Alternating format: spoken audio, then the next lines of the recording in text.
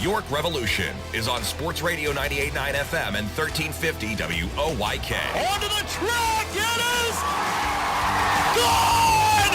It's gone! Revs Baseball is brought to you by WellSpan Sports Medicine, PeoplesBank, Shipley Energy, Heritage Lawn and Landscape Care, Maple Donuts, Harvey's Rent-All, Flying Feet, Kochman Kunkel Insurance Group, Broadway Transmission, Dasher Investment Services, Smith Wealth Advisory Group, Royal Manchester Golf Links, Dutch Apple Dinner Theater, York County Bar Association, Lidl, CBD Supply MD York, Crunch Fitness, Columbia Gas, York County Solid Waste Authority, PSECU, and by the Pennsylvania Lottery. Deep left center, it is gone!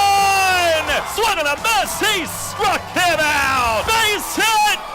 Revs win! Now with the call of today's game, here's the voice of the York Revolution, Darrell Henry. Good evening, everyone, from PeoplesBank Park here in downtown York. Welcome to game number 19 of York Revolution Baseball. Tonight, the midpoint of this 12-game homestand, and the third of four opponents comes in. It's the first ever meeting between the Revs and the Lexington Legends. Hi again, everybody. Darrell Henry alongside Ray Jensen. Welcome to Revs Baseball on a warm and kind of muggy night, but very pleasant for mid-June as we approach the first official day of summer. And the Revs, a huge win last night, the 500th in stadium history. And a big win, Ray, I thought, especially because, well, number one, they had to beat Lancaster. They avoided a sweep in doing so. They did it with late inning heroics, which is always fun. And some of the new guys involved in that, that's big. But also important because beginning tonight, they welcome in the hottest team in the league. And one of the hottest teams probably in baseball, the Legends, who are 12-4. They've won 5 straight and 11 of their last 12. So not many teams have beaten them yet, but Revs will be trying to continue their winning ways here this weekend. Yeah, they certainly have to, Darrell. And boy, was it a wild one last night as they were able to finally get a win over the Barnstormers after dropping the first 2 of the series, and in dramatic fashion at the walk-off home run from Walner Espinal in his first start, pulling a Nick Ferdinand, as we'll call it, with his walk-off home run over the arch nemesis and left. Started off with Trayvon Robinson tagging the Revs with 4 runs batted in, but then the pitching settling in until the later innings when the Barnstormers scored in 4 consecutive frames, including extra innings, but then the Revs will have the last laugh with that monster shot over the arch nemesis, courtesy of Espinal. Yeah, it was a very exciting night. We thought maybe the biggest heroics had come in the 7th inning. They had been trailing all night, and Carlos Castro came to the plate. Now the 0-1.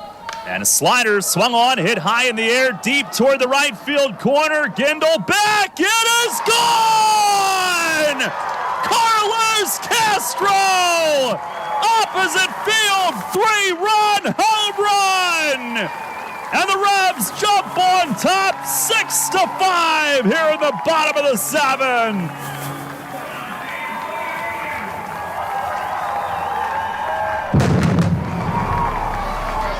But as detailed, it would require extra innings. Lancaster coming back late again, and the Revs trailing 8-7 in the bottom of the 10th inning when Walner Espinal stood in. On first pitch, swing and a well-hit ball to deep left field. It is gone! Game-winning walk-off home run! Walner Espinal in his first start with the Revs! And the Revs, with their first walk-off win of the season, beat the Barnstormers 9-8 here in the bottom of the 10th inning.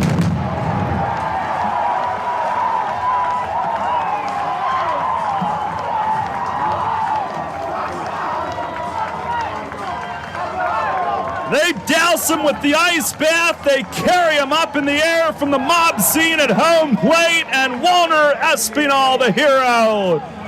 In his second day with the team, his first start, he wins it with the walk-off home run over the arch nemesis in left. And joining Nick Ferdinand is the only 2 in Revs history to do that in their first start with the team. And we do have a pregame chat with Walner here tonight, and he's got NOL Polanco translating for him. So we'll hear from Walner on the heroics last night in his second official day and first start with the team coming up on our pregame. And in fact, that leads us into What's on Tap, brought to you by Brewery Products and Budweiser here from PeoplesBank Park tonight. We've got that Walner Espinal conversation next with Polo helping out. And we'll hear from Mace, get his take on what it was like down in the dugout on a very exciting night last night as well.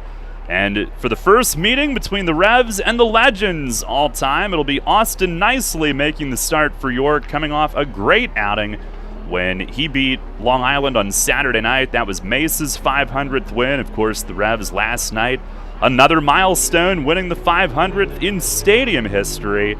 And Lexington will counter with right-hander Kevin McGowan, former Skeeter. He is 3-0 with a 3.60 ERA in 3 starts so far this year. Nicely 1-1 with a 5.40. Again, we'll hear from Espinal coming up. Mace after that. First pitch tonight set for 6:30 here from PeoplesBank Park on Sports Radio 98.9 FM and 1350 WOYK. There's a lot of talk out there about good health care. We all want a good plan. But step outside and take a good look at all those beautiful trees and shrubs in your yard. Do you have a plan to maintain their good health? Heritage Lawn and Landscape Care has a veteran staff of 12 fully licensed and trained tree health care professionals to rely on, including 10 certified arborists and 3 PA certified horticulturalists. So don't let your trees and shrubs fend for themselves against Mother Nature. Visit heritagelawnandlandscape.com and get world-class care right in your backyard. Money and business are essential to the strength of a community. So is cheering and celebration and music and fun. That's why York Revolution games, concerts, youth sports, special events, and more happen at a place called PeoplesBank Park. PeoplesBank has been serving the community for more than 155 years. Always cheering, always celebrating, always committed to the things that make our communities great, and to you having a great time at PeoplesBank Park. PeoplesBank, member FDIC, equal housing lender. Downtown's ready. Are you? The Revs play here. Sports Radio 98.9 FM and 1350 WOYK, York.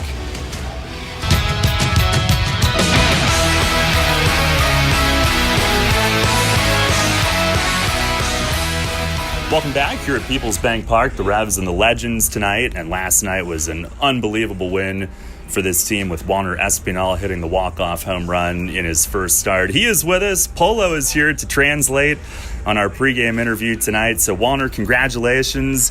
And I'm just wondering, what was that moment like? First start with a new team. ¿Quieres saber qué fue esa energía qué sentiste cuando llegaste aquí y sacar una bola y ganar el juego? No, o sea, yo desde que salí de allá de la liga que estaba, yo siempre vine con la mente positiva y preparado siempre para mí, cuando me dieran la oportunidad. Y así, eso pasó y siempre estamos ready para swinguear, ¿usted me entiende? Y vamos para encima, solamente estamos empezando. But he said when he came from the league, where he came here positive.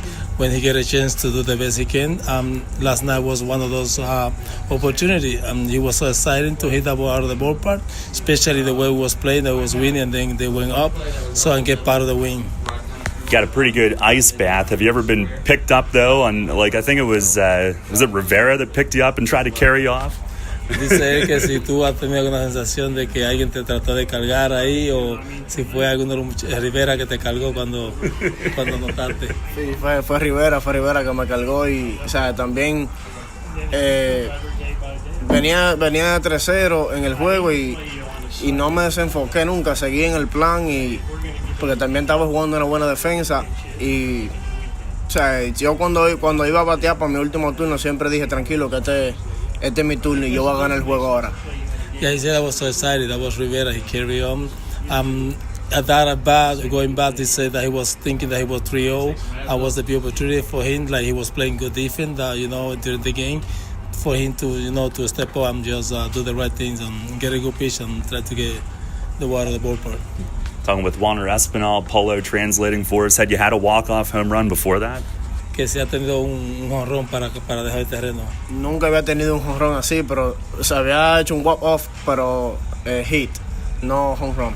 He said he never got the opportunity to walk off with a home run. He used to be like a base hit, but not like that. That was one of the most exciting things.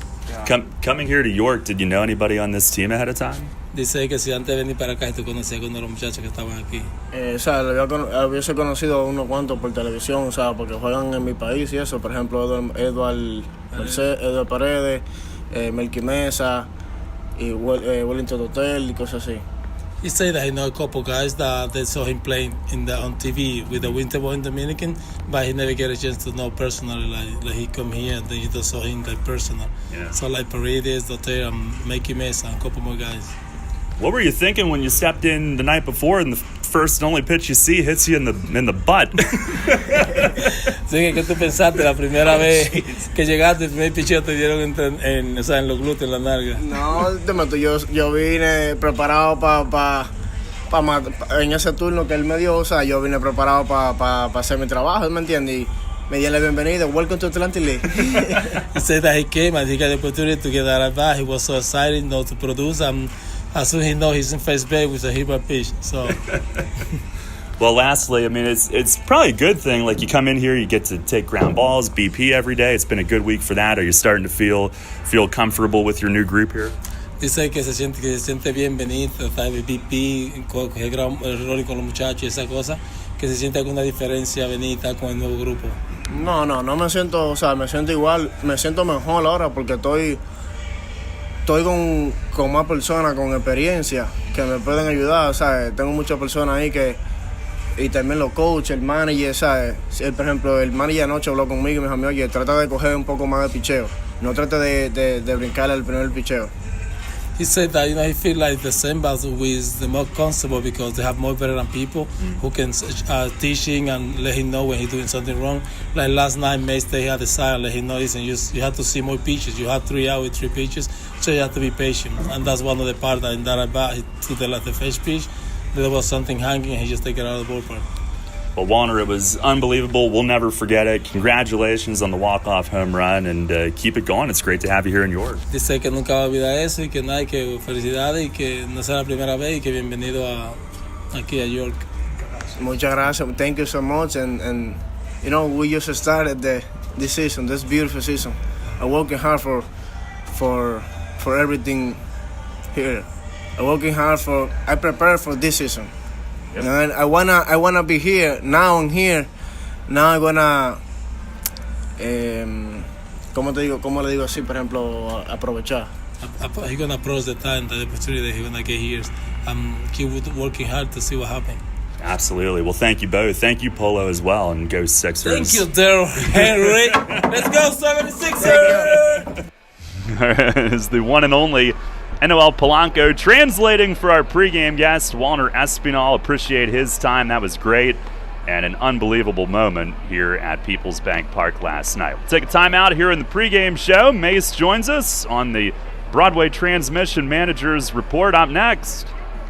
The 1741 Club is here. You in? PeoplesBank Park introduces a revolution in hospitality in York. The 1741 Club, presented by UPMC. Now open on the skybox level of PeoplesBank Park, the 1741 Club features stylish design and contemporary decor, all-inclusive food and beverages, and totally flexible ticket purchase options. The hottest spot in York is the place to entertain and thank customers, reward employees, celebrate family occasions, or simply treat yourself to an all-inclusive experience at the ballpark. Nightly menus include enhanced classics and a rotation of special offerings, and house selections of draft beer and wine and a full range of non-alcoholic beverages are included in the ticket price. 1741 Club tickets are available for individual purchase through 3 levels of membership or as season tickets, and they can be used for any of the York Revolution's home games based on availability. The 1741 Club, presented by UPMC. You in? Details and pricing at 1741club.com. Remember rushing to the newspaper in the morning to read all about that Revs game from the night before? Was it? Yeah, that was a long time ago. We barely remember that too. Sports Radio 1350 is your home for local sports, and we're taking care of that news void in your life. Get your York Revolution game articles delivered right to your inbox every morning, courtesy of WOYK. Simply log on to YorkRevolution.com and click to sign up to receive daily game recaps right to your inbox. Keep up to date every day as the York Revolution go for another Atlantic League title. We're your source for local sports. Sports Radio 1350 WOYK. First in York, first in sports. Catch the Revs all season on Sports Radio 98.9 FM and 1350 WOYK. First in York, first in sports.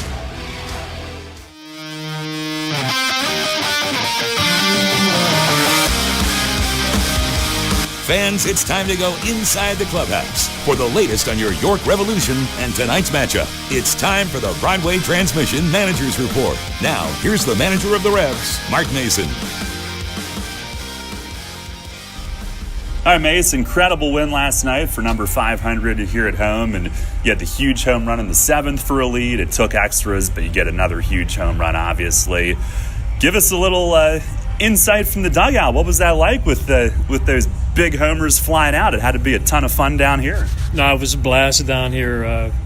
Castro, opposite field, and then Espinal to win the game was, that was very exciting. And I was really happy for Espinal. I think we've seen that before. Guys that we bring in here on the first night, Nick Ferdinand jumps to mind. First night in the starting lineup and a walk-off homer. So nice way to acclimate yourselves to the fans and to your teammates. And Duke tonight battling through 6 innings. Walks came up every now and then, but he was able to lock in after some innings. And Trayvon Robinson got him pretty good, but other than that, I think Duke settled in nicely. What did you think? Yeah, he had to make some mechanical adjustments early in the game, real early. I think maybe even first inning or whenever it was, we got the double play to get out of it. But just some minor mechanical things. He's been messing around with his delivery a little bit, so sometimes he locks it in, then sometimes it goes away. But overall, he did his job, like we always say, get us through 5 or 6 and keep us in the game, and he did just that. The bullpen had to battle, and kind of a tough ask for Fuller to get 5 outs, but he stranded some big runners, and then Brandon Fry, he gets a chance one night later, gets the win after a tough one the night before. Yeah, and like we said yesterday on the pregame, we're going to run Brandon back out there. Look, these guys, pitchers have ERAs, they blow saves, they take losses. They don't hold the other team when you have a hold situation. That's just all part of baseball. I don't think anybody sitting here last night would have thought that Espinal would have hit the walk-off home run in extra innings, right? So, you never know. That's the beauty of the game. You never know what's going to happen. Every night's different. And, wins are hard. It's hard to win. It's sometimes the smallest thing, a leadoff walk here, an overthrow here, an error here, whatever it is.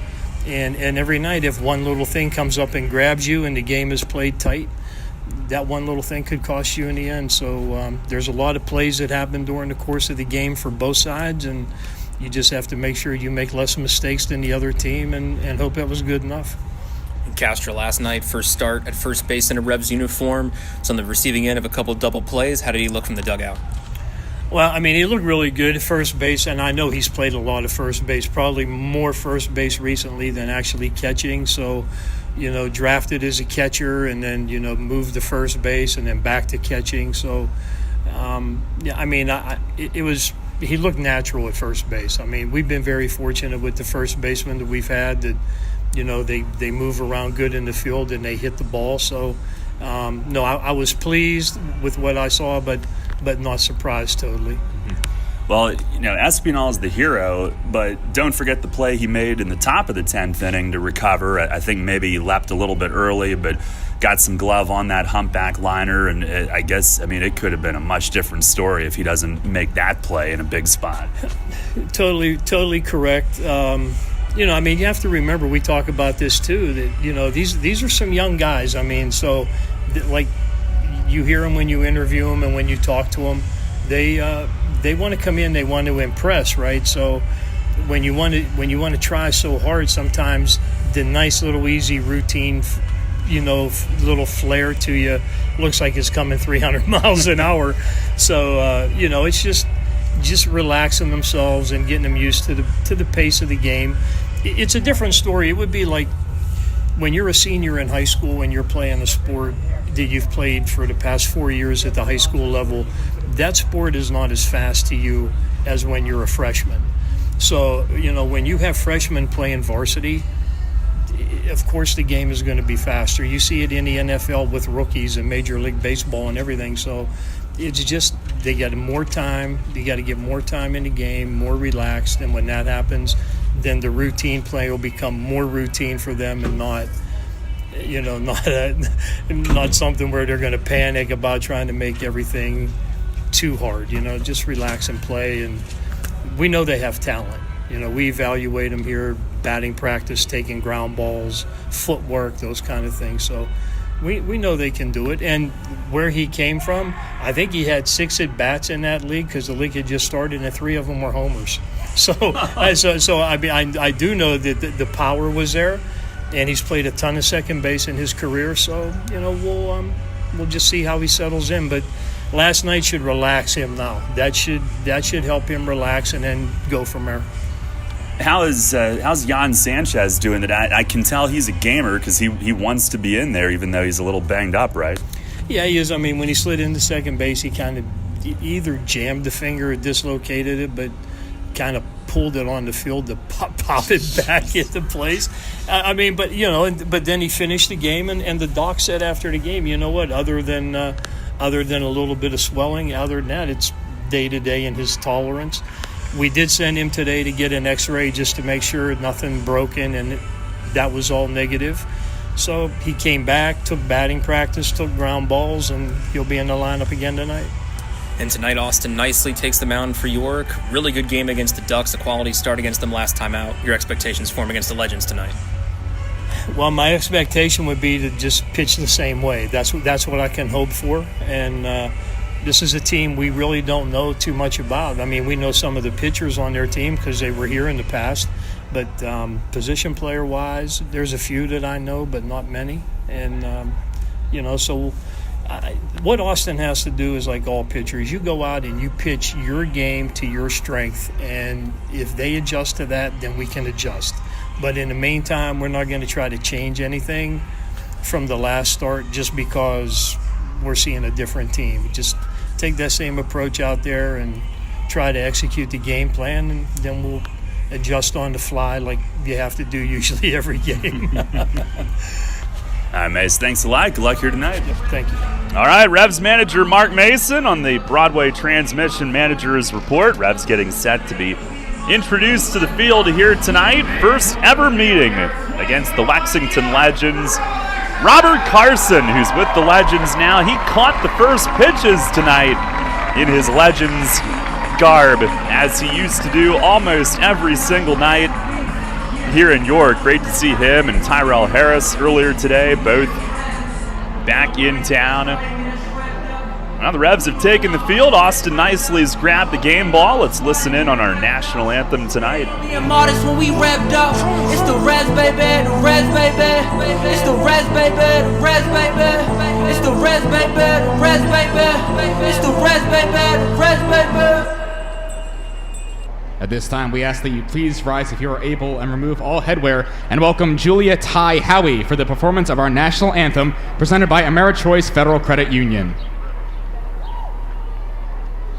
Oh, say, can you see by the dawn's early light what so proudly we hailed at the twilight's last gleaming, whose broad stripes and bright stars through the perilous fight o'er the ramparts we watched were so gallantly streaming, and the rockets break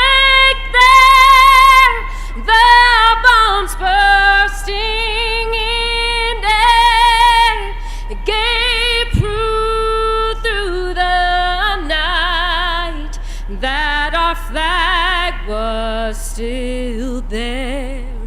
Oh, say does that star-spangled banner yet wave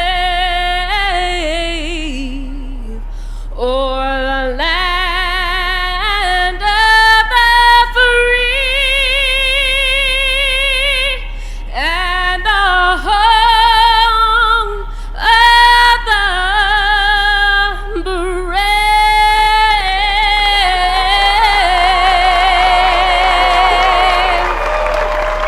magnificent job on our national anthem here tonight as we get set for Game 7 on this 12-game homestand. Revs and the Legends, first of 3 here on this Father's Day weekend. A warm one here tonight at the ballpark as Austin Nicely begins his warm-ups on the game mound. The Legends lineup tonight brought to you by Flying Feet. It'll be Cole Sturgeon in center field leading things off. Ben Eklinski in right field to hit second. And longtime Major League great, one of the greats in Cincinnati Reds history, Brandon Phillips, who's playing in the league, and he's a part owner of the Legends. And of course, his brother PJ is their manager. Brandon Phillips at second base is hitting third. Courtney Hawkins, the league leader in home runs, is in left field batting cleanup. Jordan Pacheco will do the catching and hit fifth. Roberto Baldequin at shortstop is hitting sixth. And it's Sam Claycamp at first base batting seventh. Chris Fornacci at third base hitting eighth. Tillman Pugh is the designated hitter batting ninth. Again, Sturgeon, Eklinski, Phillips, Hawkins, Pacheco, Baldequin, Claycamp, Fornacci, and Pugh for the Legends, with right-hander Kevin McGowan making their start. And that lineup, Ray, facing Austin Nicely, who was absolutely outstanding last time out Saturday night against Long Island. He really was, and I think the key there was just allowing soft contact, only allowed just one run, not even earned. He had 3 strikeouts, so I think the key was just the off-speed stuff. He really had strong command of it, and he had the Ducks guessing all night. But let's see what he does against the Legends, who are a much hotter hitting team than the Ducks were last weekend. All right, the Legends third in the league in runs scored. Our Dasher Investment Services first pitch is over for a strike. We are underway tonight, 6:36 our start time. And the sun's shining now, the 0-1. And a swing and a bouncer foul, first base side. It had been kind of this sort of hazy, humid look all day, but now the sun breaking through clearly. Left on left against Sturgeon, a .254 hitter with 3 home runs. Pitched from Nicely, working quickly, and a foul tip, bouncing straight back. And tonight is Girl Scout sleepover night here at the ballpark. The movie on the video board overnight. The pitch, breaking ball, and Sturgeon leans into it and is hit by a pitch. And Brian DeBrouwer says, "No, you're not." He leaned into it, and he is not going to be awarded first base. He stuck his front arm right into the pitch. Nicely was looking in like, "Are you kidding me?" And Brian DeBrouwer right on top of it. So the first at bat continues. Sturgeon getting an explanation, but no big stink made by the Legends on that one. He'll dig right back in. Pitch from Nicely, it's in the dirt. He's got Tyler Hill back there with him tonight. Carlos Castro starting over at first base again. The Revs are wearing the black jerseys on this Friday evening, black hats. As Nicely shakes off 3 times. Here's the 1-2. And a swing and a miss. He struck him out. Change up down and in. And Nicely starts the game with a K. Austin 1-1 with a 5.40 ERA in 4 outings, 3 starts. They had 1 big inning in each of the first 2 outings, but last time out, just 1 unearned run going into the 7th.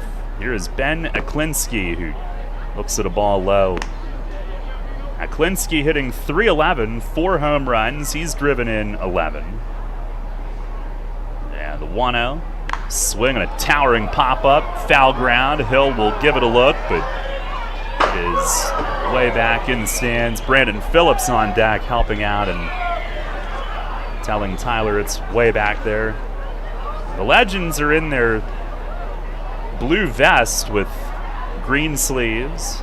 LEX in bright white letters across the front. Pitch, it is cued foul, first base side. And Nicely operating from ahead on each of the first 2 hitters tonight. By the way, our umpiring crew, DeBrouwer the balls and strikes, Doug McFarling at first, Eric Carmona is at third. And the 1-2, that's down low. Nicely the win on Saturday, the first of his Revs career. It was only his 4th career start with York. He delivers. And a swing and a miss. Fastball at 90. Down in the strike zone. And back-to-back Ks to start the night. Our weather tonight brought to you by Heritage Lawn and Landscape Care. 86 degrees, a little bit muggy. Right now the sun's shining, a breeze out to left field. And here is Brandon Phillips, who's hitting at .292, 2 home runs through 6 games played. He played in their Battle of the Bourbon Trail series last summer. First pitch, fastball, it is on the outer edge for a strike. He is just waggling the bat, taking that first one all the way. 3-time Major League All-Star. Pitch, it is down low. Turns 40 in 10 days. 275 Major League hitter, 211 career home runs, 4-time Gold Glover. 1-1 pitch, it is tailing off the plate away. His brother PJ, the skipper, Brandon bought an ownership stake in the Legends. Here's the 2-1, and a swing and a miss. Went after a fastball down at 90. Played in the majors 2002 all the way through 2018. Pitch, it is down and in. Indians, Reds, Braves, Angels, Red Sox. At Cincinnati, over a decade, he was a legend there. Payoff pitch, he swings and he hooks a line drive into left field. It's a base hit.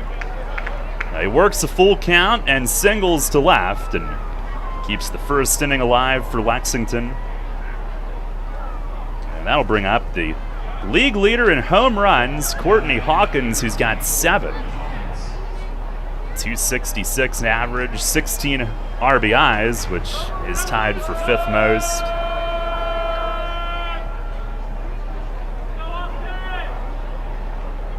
Nicely the pitch, fastball, it is outside. Hawkins, who had been with Sugarland in this league, 18 home runs in 2018, was right at the top, and the Reds signed him that August. Pitch, he swings and he bounces a foul back.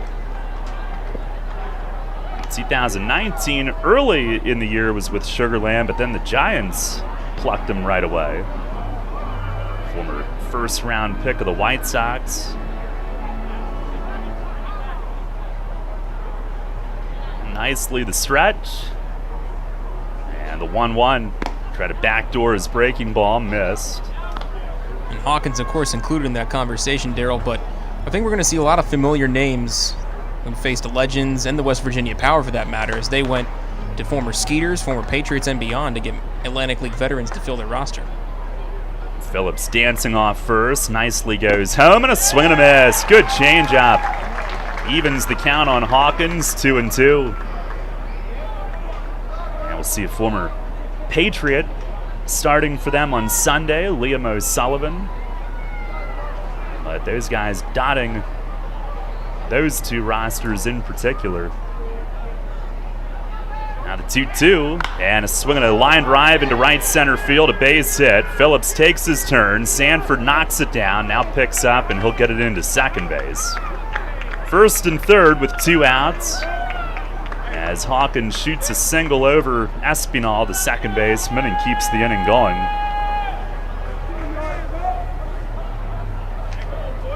And nicely starting the night with back-to-back strikeouts.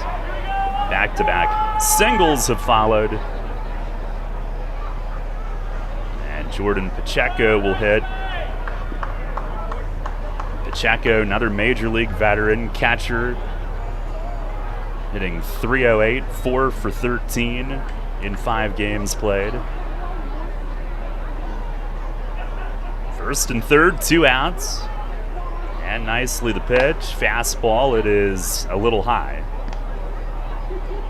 At start against Long Island on Saturday, nicely 6 2/3 innings, just 3 hits. One unearned run and a 3-1 win.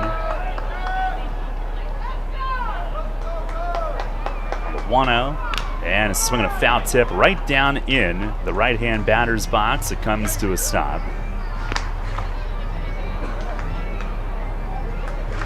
Nicely gave up an unearned run in the first inning in that game. A sac fly, nothing after.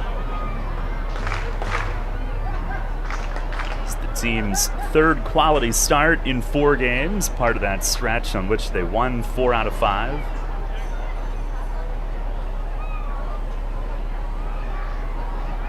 Now the 1-1. And a swing and a fly ball, left center, not deep. Encarnacion is in from left. He's there and squeezes.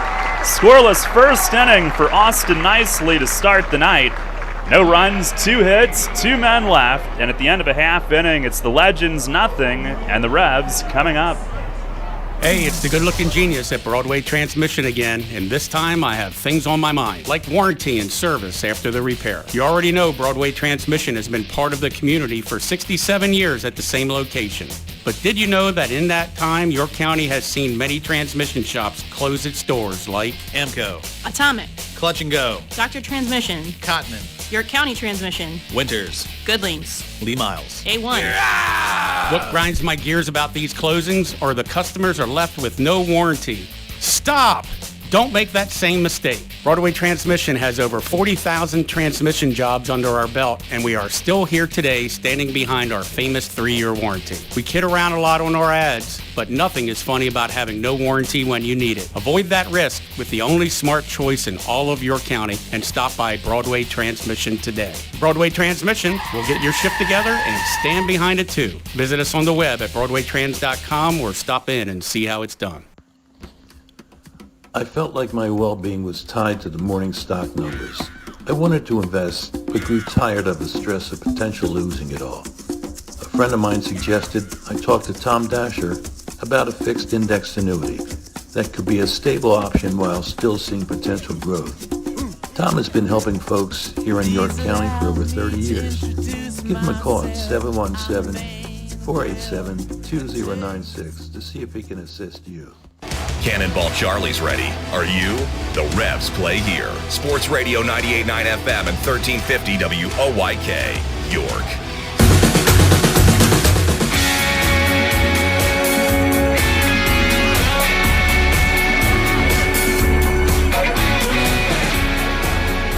No score. Revs coming to bat against righty Kevin McGowan. The lineup they've got tonight brought to you by Flying Fetus. Pacheco just threw a ball into right center, trying to throw it back to the pitcher. It'll be Darian Sanford in center field leading things off. Chris Vasquez at shortstop is hitting second, as Jan Sanchez was a late scratch, but he can play from what we're told with that finger problem. Carlos Castro at first base will hit third. Wellington Dotel in right field is batting cleanup. JC Encarnacion, left fielder, hits fifth. Andrew Dundon, third base, batting sixth. Walner Espinal at second base hits seventh. Tyler Hill will catch and bat eighth. Josh Vitters is the DH, hitting ninth. And McGowan, 3-0. He's ready. First pitch to Sanford is down low from the former Skeeter. He's tied with a couple of others, including Alex Sanabia for the league lead in wins. 1-0, and a swing and a miss. Fastball. Sanford checks with DeBrouwer on where that one would have been had he not swung. He's hitting 239. And pitch to him. Swings and misses. And a little 3-game hitting streak snapped last night. 5 for 11 in those 3. Leads the league in steals. 1 off the league lead in runs. Pitch, and it stays a little high. Fornacci at third is in, even with 2 strikes. 2-2, and a swing and a miss. Kept it down, and Sanford can't connect. And McGowan starts his night with a strikeout. 3-0 in 3 starts, a 3.60 ERA. 15 innings, 11 hits, 6 runs. Has walked 7, struck out 15. Opponents hitting 200. Got to the majors for 8 relief outings with the Mets back in 2017. Here's Chris Vasquez. Fastball, that's over for a strike. You remember him? I do, and he has early Jacob deGrom-like hair now after kind of going with the shorter hair throughout his minor league career. The 0-1, and that misses down and away. Of course, also played for Wally Backman, AAA Las Vegas. Did you see Mace's ponytail today? Styling. Pitch to Vasquez is fouled the other way and right. This will head into the bullpen balcony right off an umbrella.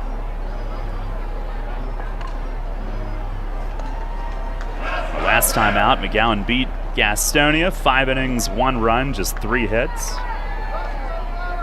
Now delivers and dumped it in the dirt. They are coming from High Point, where they just finished a sweep of the Rockers, and I heard they got in at maybe 5 in the morning.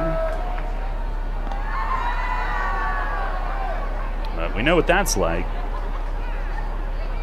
Vasquez at 227, pitch to him, he swings and misses. Slider toward the outside, and McGowan starts his night with back-to-back strikeouts. The Legends have been very clean. They lead the league in defense, just 9 errors in 16 games. 3rd in ERA, but if you look closer at the pitching numbers, the fewest hits, fewest walks, and the best whip.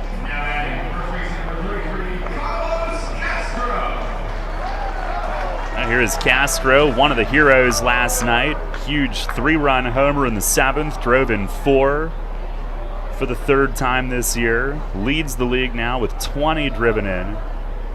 First pitch, swinging and a bouncing ball toward the middle. It's short. Baldachin charges in front of second. He gloves and he fires on the run and got him. 1-2-3 first inning for Kevin McGowan. And we are off and running tonight at the end of 1 here in York. No score. Runners know the challenge. It's not the uncompromising weather. It's not the pounding repetition. It's not knowing how to dig deep as you start the climb of that last hill. For runners, the challenge is the discipline to keep running. Flying feet. Casual runners, amateur runners, hardcore runners, no matter what level runner you are, Flying Feet Sports Shoes is with you every step of the way. Flying Feet has become the leader in athletic footwear and properly fitting the feet of runners throughout Central PA. Flying Feet has become the leader in athletic footwear, properly fitting the feet of runners throughout Central PA. And that holds true whether you're training or racing on roads, tracks, or trails. For those searching for that discipline, Flying Feet provides the latest shoe innovations, the accessories and equipment, and the inspiration to keep on running. Greg Baum and his staff have the knowledge and the true understanding of what running is all about. As one local runner put it, Flying Feet is family, and all runners are welcome. Flying Feet. Flying Feet Sports Shoes, 1511 Melrose Avenue, York, just off exit 18 of I-83. Sports injury? Walk into WellSpan Urgent Orthopedics for immediate care. No appointment is ever needed. Our orthopedic and sports medicine specialists are here to treat you. Visit wellspan.org/urgent orthopedics today for hours at our York and Hanover locations. Get the latest on the Orioles with the Baltimore Baseball Show, hosted by Dan Connolly. Mondays at 6 on Sports Radio 98.9 FM and 1350 WOYK.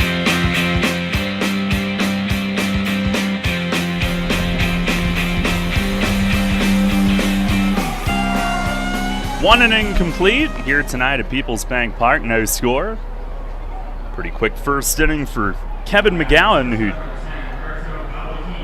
needed 11 pitches, 7 strikes. Austin Nicely, a 25-pitch first inning, 16 strikes, 9 balls. Struck out the first 2, then had to work around a couple singles to get out of it.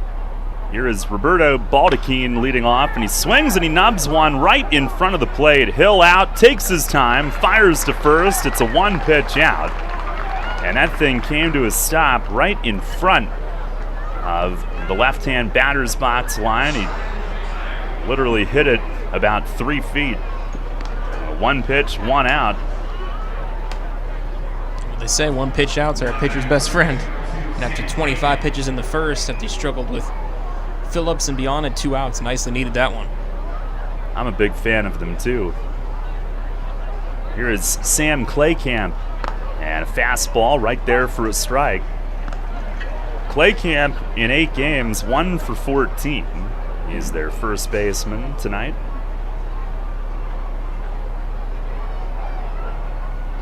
The 0-1, and a swing and a miss. Fastball at 90.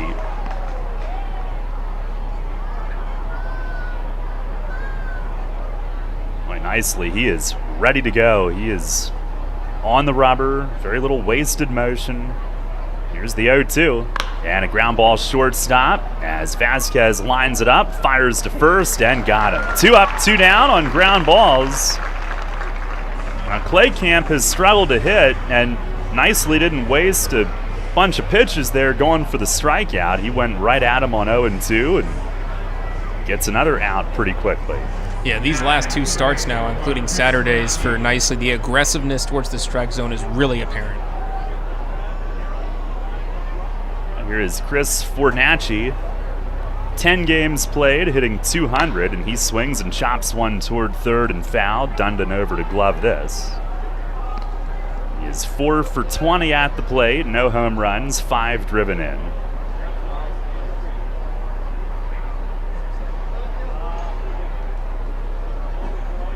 The 0-1, and it is just off the outside corner. I think Austin might have wanted that.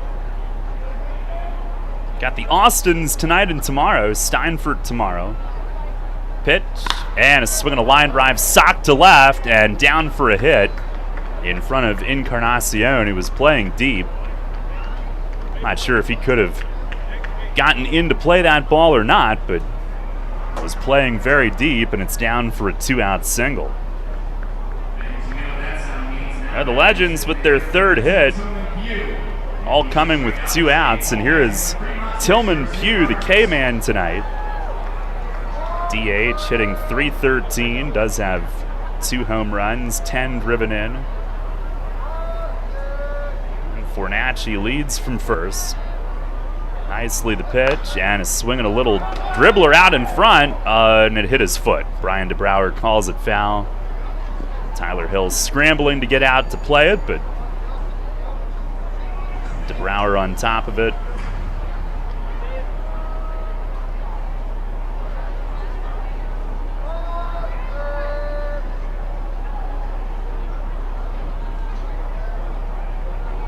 On the stretch from Nicely. Stares at first, comes home, and misses down and away.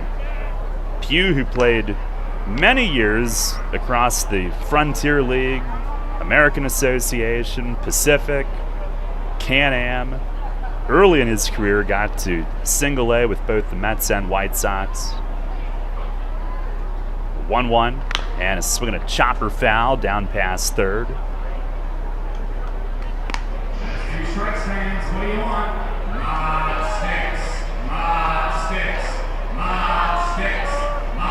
Got some big names on this coaching staff as well. Dave Island, pitching coach.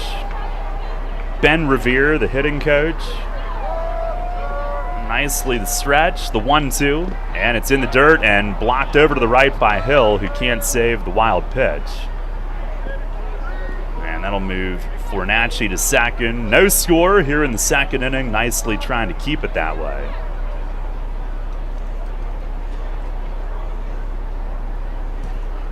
Well, I think they're calling it a pass ball, even though it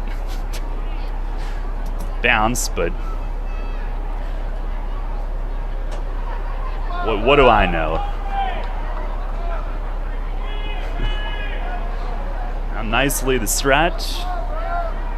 And the 2-2, swinging a ground ball up the middle past the dive of Espinal into center, and it leads to a run. Sanford overruns it, recovers.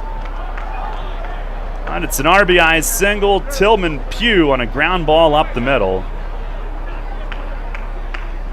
Now the 2-out single keeps the inning alive. Pass ball moves him up, and now another base hit.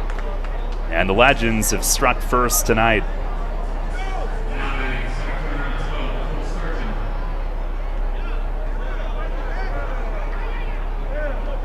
again. The one that Fornacci hit, thought maybe could have been caught, but you've got guys playing positions that they haven't played a ton of. Here's Sturgeon at the top. He grounds one, nicely deflects it. Vasquez from short to the other side of second and throws him out. That's what Austin tried to do on the follow-through on the previous hit, and this time, backhanded, no look. On his follow-through, he did get a piece of it and softens it for Vasquez to make the play. 1 run, 2 hits, 1 left. We played an inning and a half, 1-0 Lexington. Everything you've worked for may be facing a hostile takeover, but step outside the boardroom and look around. Not taking care of business right now could leave you dealing with a hostile takeover by crabgrass later this summer. And broadleaf weeds are just beneath the surface, ready to take their share of your turf too. Prevent hostile takeovers. Call Heritage Lawn and Landscape Care and give your lawn a good, healthy start this year. Heritage Lawn can apply crabgrass pre-emergent and quality fertilizer now to fortify your lawn for later. HeritageLawnandLandscape.com. World-class care right in your backyard. Ray Jensen here, and I'm joined by a diehard Rebs fan who's agreed to donate their time to talk the upcoming York Revolution season. Sir, what do you think of people who say Rebs fans are not the best fans in the world? You're an idiot and you don't know baseball. Ouch, but a fair comment. What would you say to all 120 York Revolution regular season games being broadcasted on radio? Yeah. Well, there's something we can all agree on. Sports Radio 98.9 FM and 1350 WOYK, your home for the York Revolution. Tee off this season on the best layout in Pennsylvania and experience Royal Manchester Golf Links, bringing you to the coast of the British Isles while never leaving your backyard. Our unique Pure Links layout in the rolling hills of York County gives golfers an experience like none other, featuring 18 pristine holes with picturesque views of the countryside and consistently ranked one of the top public courses in the state. Also offering outings and event bookings. Book your tee time today at 717-268-0490 or nab our online specials at royalmanchestergolflinks.com. Your source for all of Friday night's action. Central PA Game Day with Steve Navaroli. Saturday mornings at 9 on Sports Radio 98.9 FM and 1350 WOYK.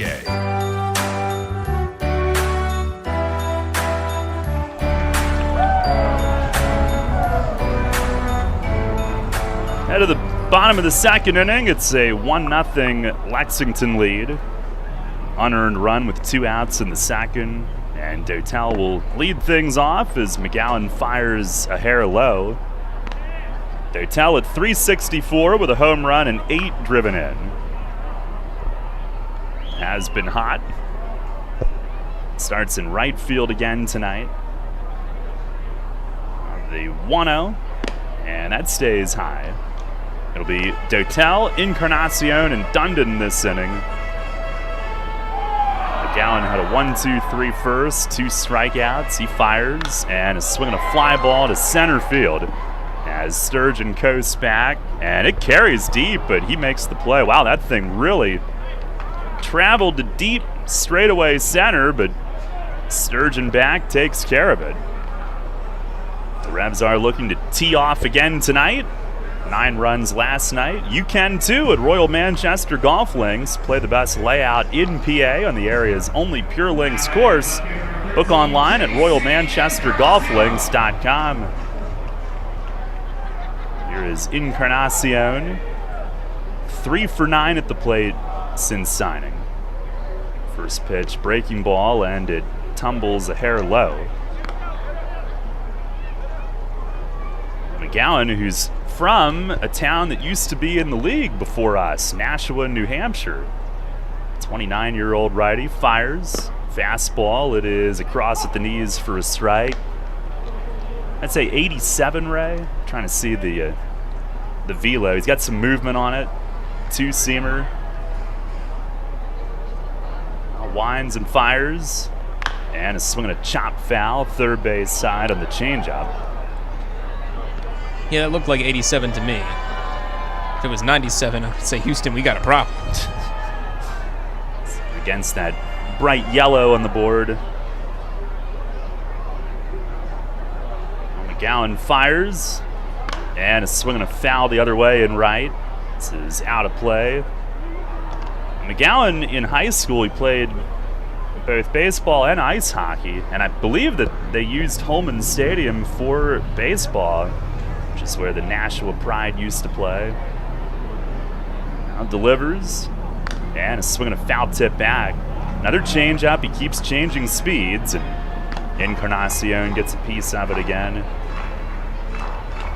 McGowan went on to play in college at Franklin Pierce University. The Mets drafted him in the 13th round in 2013. The wind and the pitch, and a swing and a ground ball foul, third base side. He was called up in August 2017, but did not appear in a game the first time. It happened after Neil Walker was traded to Milwaukee. Another 1-2, and a swing and a pop foul out of play, first base side. He came back to the majors just a few days later after Steven Matz was placed in the DL. Made his debut in relief against Arizona, got into 8 games in relief. Now deals, and a swing and a fly ball lofted up to left. Hawkins waited to read it, comes in a couple steps, and makes the grab. 2 down. On our WellSpan Sports Medicine injury report tonight, Jack Kenley is available after getting banged up on a slide on Sunday. He is on the bench tonight. Jan Sanchez, we understand, available as well. He was originally in the starting lineup, but he too got banged up on a slide last night, a finger. Here is Andrew Dundon, who takes a little low. Melky Mesa on the IL with the hamstring strain, and Alex Vargas is out with the forearm strain. 1-0, and it is over for a strike. Dundon up to 188, a home run, 10 driven in. Good series against Lancaster. Pitch, and that's across for a strike. 4 for 12 with a homer, 2 RBIs, 2 walks in that series.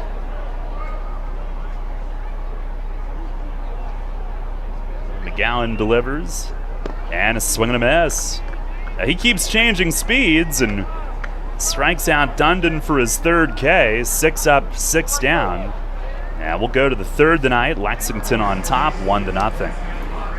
Spring is in the air, and Harvey's Rental can get you prepared for what's ahead.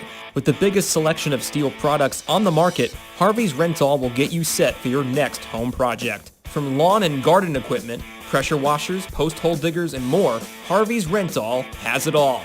Have a special get-together or graduation coming up? Harvey's Rental has what you need to make your party memorable. Visit them in person at 1409 South George Street in York or online at harveysrental.com.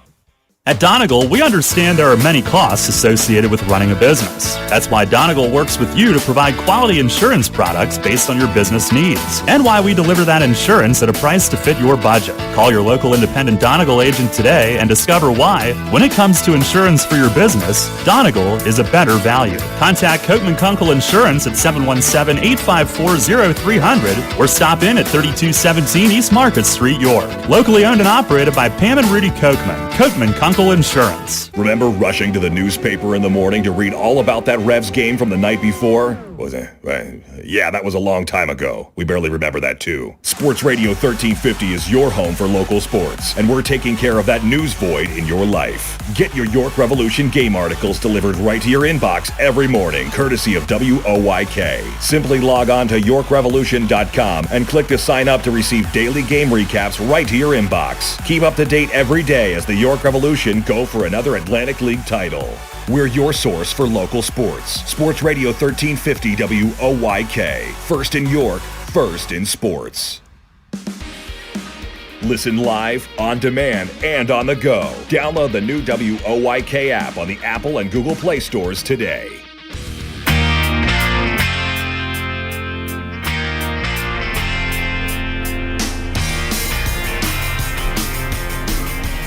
End of the 3rd, 1-0. Lexington up. First pitch to Ben Aklinski is down and away for ball 1. 2, 3, and 4 in the order, facing nicely. He's given up 4 hits, all with 2 outs. And delivers home and a swing and a miss. Good fastball. You got the first 2 outs in each inning. 2-out singles in the first that did not hurt, but in the second, produced a run. Here's a swing and a foul tip back. And the first one maybe should have been caught in left. That kept the inning alive, then a pass ball advanced, and then another base hit scored their run. Aklinski struck out his first time tonight. Pitch, and he swings and he grounds a foul over by the Legends dugout. Brandon Phillips on deck, Courtney Hawkins in the hole.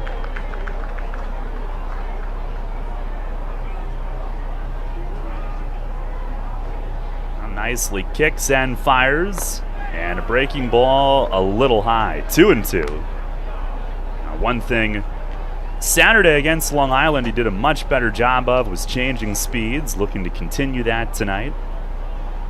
And he fires, and a swing and a miss. Change up, down and away. Strikeout number 3 for Nicely, who gets Aklinski for the second time tonight. And despite trailing 1-0, I think so far a pretty good continuation of what he did his last time out. Certainly has a lot of command of his breaking stuff. Just missed on the pitch prior to the strikeout of Aklinski. So even when he's missing, I don't think he's missing by much, Daryl. Now here is Brandon Phillips. I don't think the umpires are going to tell him to get into the box. He's got his routine, his practice swing. He singled to left in the first. First pitch this time is a cutter across for a strike. I certainly don't want to put words in Austin's mouth, but you think, wow, I'm pitching to Brandon Phillips. All right, swings and bounces one toward third and foul. Dundon over to glove it. And, Nicely's been there. He's a 7th-year pro, of course, so kind of not a deer in the headlights, of course, but you're pitching to a major league veteran. A very good one. A legend in Cincinnati he was. Here's the 0-2, and a swing and a ball beaten foul down against his foot. Yeah, it was a surprise addition. Maybe a week or so into the season.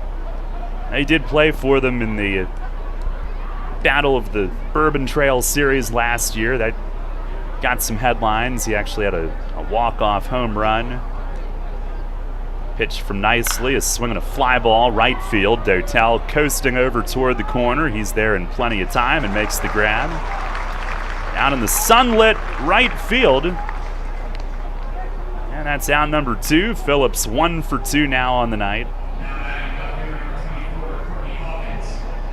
And Courtney Hawkins to the plate. He singled his first time. Revs trailing 1-0. Nicely the pitch. Swing and a miss. Hawkins going after a changeup that ended up away. That helps him out. Oh, well, now Nicely was ready to throw, and I think he thought that time had been called and he stopped. I don't think Hawkins was even looking up. And here's a swing and a miss. Another good changeup. He's got that working. He is working really quickly tonight. He is ready to go. And the 0-2. Fastball misses high. Legends here for 3. They'll be back in late July. Pitch, and that's down in the dirt. And we go there right after that, July 30th through August 1st, so we'll play 6 head-to-head, home and home. And then we're back there in late September. Pitch, breaking ball, high and away. That one slipped. Now, Nicely trying to have his first 1, 2, 3 of the night. Has now gotten the first 2 hitters in each of the first 3 innings. And the payoff pitch, swinging a fly ball, right field. Dotel breaks back on it, carrying to the track, plays it against the wall, and Hawkins will keep the inning alive. He is into second, standing with a double. It ended up hitting the wall fairly low on it along the base, but Dotel had opted to play the carom at that point out near Cannonball's perch. And it came Down hard off the wall, right into his glove, but Hawkins an easy double, his league-leading 12th extra base hit. So there won't be a 1-2-3 inning yet. And nicely he'll deal with Jordan Pacheco. He flied to left his first time. What's crazy is now that all 5 hits for Lexington have come with 2 outs on the board. Same pattern. First pitch, swinging a foul tip, back behind home. And now facing Pacheco, who has played in the majors with the Rockies, Diamondbacks, and Reds, 2011 through 16, 35 years old. Runner at second, 2 outs, 1-0 Lexington here in the 3rd inning. And the pitch from Nicely, ground ball, shortstop, Vasquez to his right, gets in front, long throw to first, right on the money. So no damage done, no runs, 1 hit, and 1 man left. We'll go to the bottom of the 3rd inning. It is still a 1-0 Lexington lead. PeoplesBank is happy to sponsor the home of the York Revolution, PeoplesBank Park. PeoplesBank has been serving the community for more than 155 years, committed to helping their clients achieve their dreams and live confidently. That commitment continues at PeoplesBank Park, with Rebs games, concerts, events, youth sports, and much more. We're proud to partner of the York Revolution, and we look forward to seeing you at PeoplesBank Park. PeoplesBank, member FDIC, equal housing lender. Shipley Energy is more than just an energy company. We're your friends, family, and neighbors, and have been serving the community for over 90 years. Whether you need energy for your home or for your business, we've got you covered. We can help keep you comfortable with all your heating needs, from heating oil to propane, electricity to natural gas. And if something breaks, like your air conditioning or furnace, we have a team of HVAC experts ready to fix it, so you can stay comfortable all year long. To learn more, visit ShipleyEnergy.com or call 855-5-SHIPLEY. Need an excavating contractor for your upcoming project? Get it done locally and get it done right with Barnes & Barnes Incorporated Excavating. Locally owned and in business since 2005, Barnes & Barnes Incorporated Excavating is a small excavating and landscaping business, offering demolition, excavating, landscaping, foundations, concrete, sewer and water hookups, lot clearing, welding, fabrication, and more. Located in Windsor at 30 North Blacksmith Avenue, Barnes & Barnes will get the job done right. Call Scott to schedule your project at 717-515-3495. That's 515-3495. Or email him at barnesbarnesscottinc@gmail.com. That's barnesbarnesscottinc@gmail.com. Downtown's ready. Are you? The Revs play here. Sports Radio 98.9 FM and 1350 WOYK, York.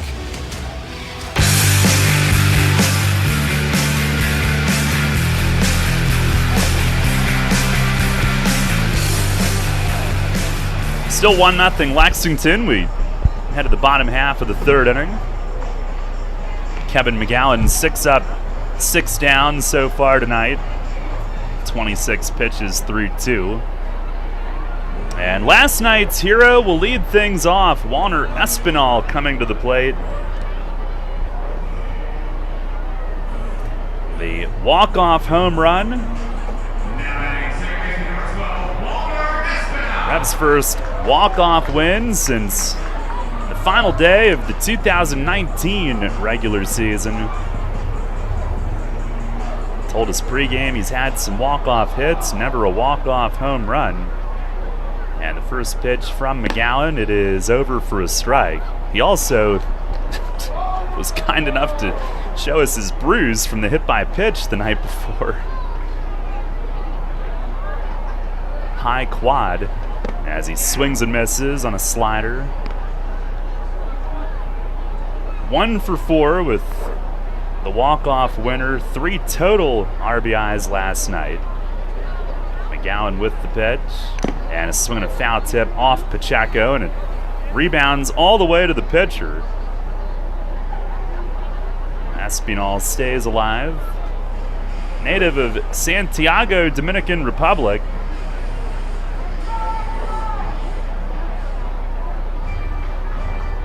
He's 21. Might be the youngest guy we've ever had. Another 0-2. And And it misses down and away.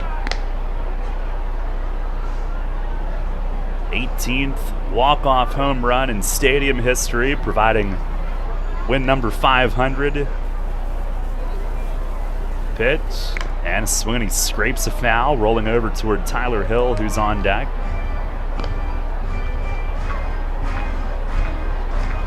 Photos that Joe Dahl got on WOYK Facebook for the celebration, amazing jubilation at home plate.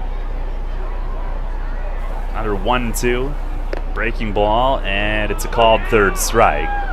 McGowan freezes him and has his 4th strikeout out of the first 7 that he's faced tonight, retiring all of them. Tyler Hill will come up next.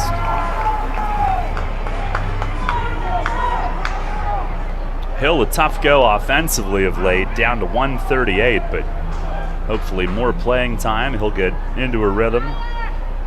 First pitch, swinging, and he belts one straight away center. Sturgeon going back, and it's over his head, and one hops the fence. And Hill on his way into second. He's there with a double. First pitch, swinging, and hammers it to straightaway center. Over the head of Sturgeon, sprinting back, and the Revs have their first base runner of the night.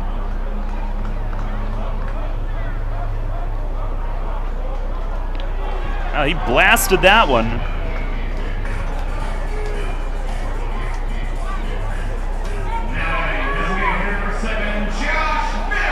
It's his 5th hit of the year, his first for extra bases.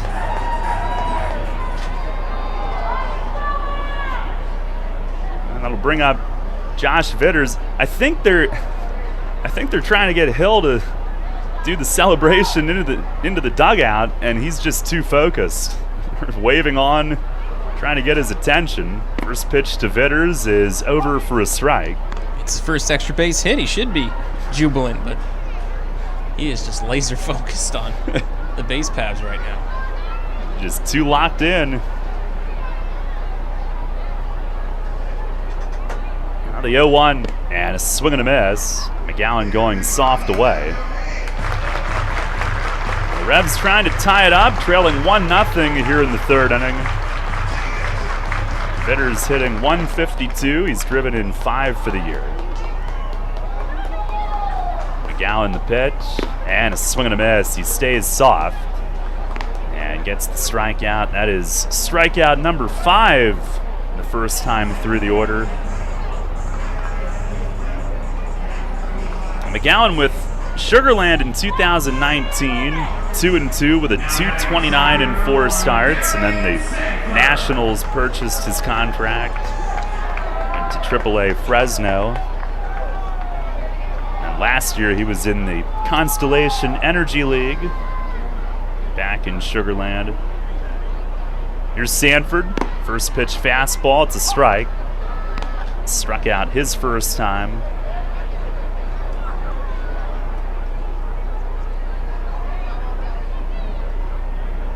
Down 1-0 here in the 3rd inning. Pitch, and a swing and a miss. Boy, every pitch, McGowan, it's a different speed. That time had Sanford out in front.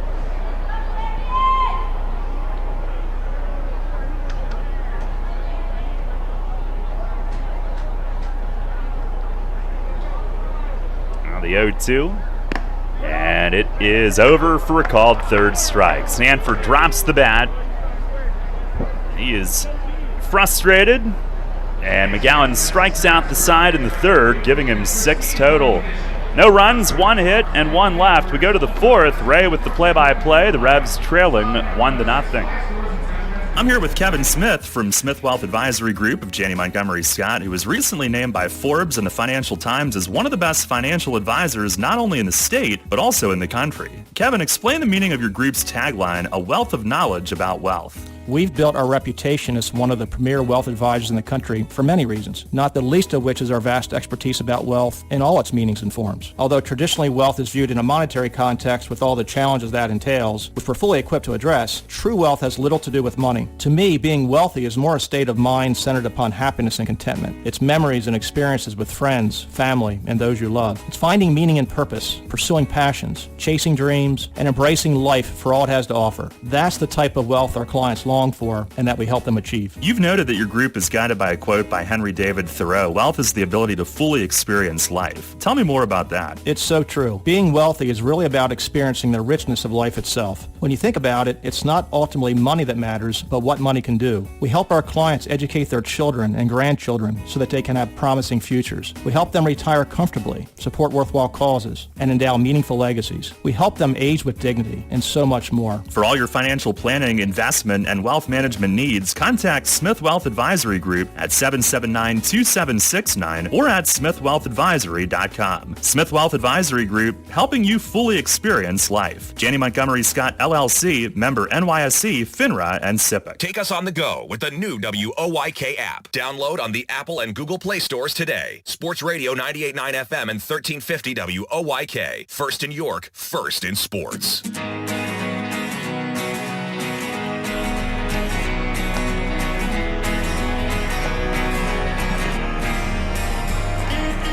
Welcoming you into the top of the fourth here at PeoplesBank Park. Ray Jensen here with you. A pleasant good evening as it's a 1-0 Legends lead, though, due up for Lexington here in their fourth. Roberto Baldacchini, Sam Claycamp, and Chris Fornacci. The 6, 7, and 8 hitters of their order due up to face Austin Nicely, who has 3 strikeouts through 3 innings of work. In the first pitch to Baldacchini, misses for a ball, 1 the count. The Legends shortstop so far, 0 for 1 of a ground out. He's been swinging a hot bat of late as the 1-0. Swung on and fouled right at the plate, but bounced back towards the backstop, moves the count to a ball and a strike. Entering tonight's game, Baldacchini 4th in the league in on-base percentage at .500 even. And in the top 10 in OPS at .1071. Has 2 home runs and 4 doubles. It's the 1-1. That just misses low for ball 2. 2 balls, 1 strike. Now it is on Baldacchini.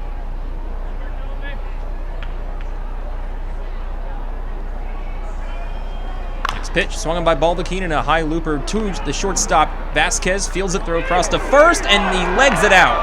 Baldacchini beats the throw by maybe a step, if that. It was a close play. Vasquez was getting the high looper well above his head and then came down in plenty of time to make the throw, but then Baldacchini was hustling as he saw the field play from Vasquez was quick. Leg it out, and it's an infield hit for Roberto Baldacchini.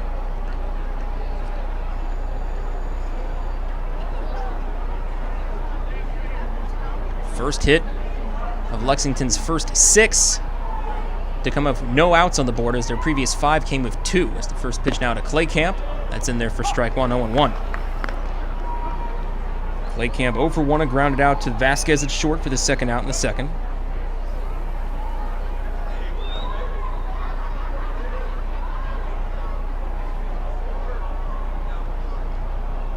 From the right side, Claycamp ready for the 2-tone bat as he swings and foul tips the next offering into the glove of Hill for strike 2. Now nicely quickly ahead of Claycamp 0-2.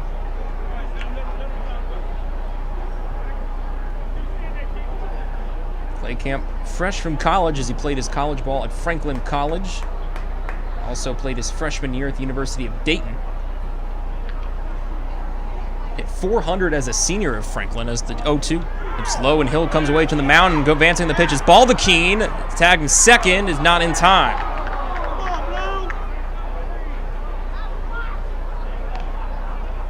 Espinal came over to try to get Baldacchini on the leg, couldn't get there. He slides in feet first of a stolen base. That's just the 6th stolen base for Lexington in their first 16 games. 6th stolen bag of the year belongs to Roberto Baldacchini, who stands at second. Still no one out. 1-2 count for Claycamp. Lefty nicely set.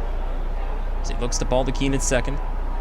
Lifts the leg and fires. The 1-2 swung on by Claycamp and hit foul out of play first base side. Karam's off some part of the stadium and heads back to the seating bowl. We'll do it again at a 1-2 count. Clay Camp at all 3 years at Franklin College, hitting at least 300 or better. 316 his junior year, the lowest batting average. Waiting the 1-2 from Nicely. Look the second, now fires. Swung on by Clay Camp, and that's a liner to right center field. That will fall for a hit. Sanford getting on his horse to field it. Throw into the infield is cut off, and a run will score for the Legends. It's an RBI base hit for Sam Clay Camp. Scores Baldachin from second, and it's now a 2-0 Legends lead. Just the second hit, third RBI for Clay Camp with the Legends here in 2021, but it increases their lead to 2. 2-0 Lexington lead now on their 7th hit. And back-to-back hits allowed by Nicely here in the 4th. The 3rd inning, he's allowed consecutive hits. Did so with the first, 2 outs, but stranded both runners. Offered back-to-back hits to Fornacci and Pugh. Pugh scoring Fornacci as he advanced the second on a pass ball. Then allowing just a double in the 3rd. Meanwhile, new batter is Fornacci as the first pitch misses low near the dirt for ball 1-1 of the count for Chris Fornacci, who's 1 for 1 with a base hit and a run scored.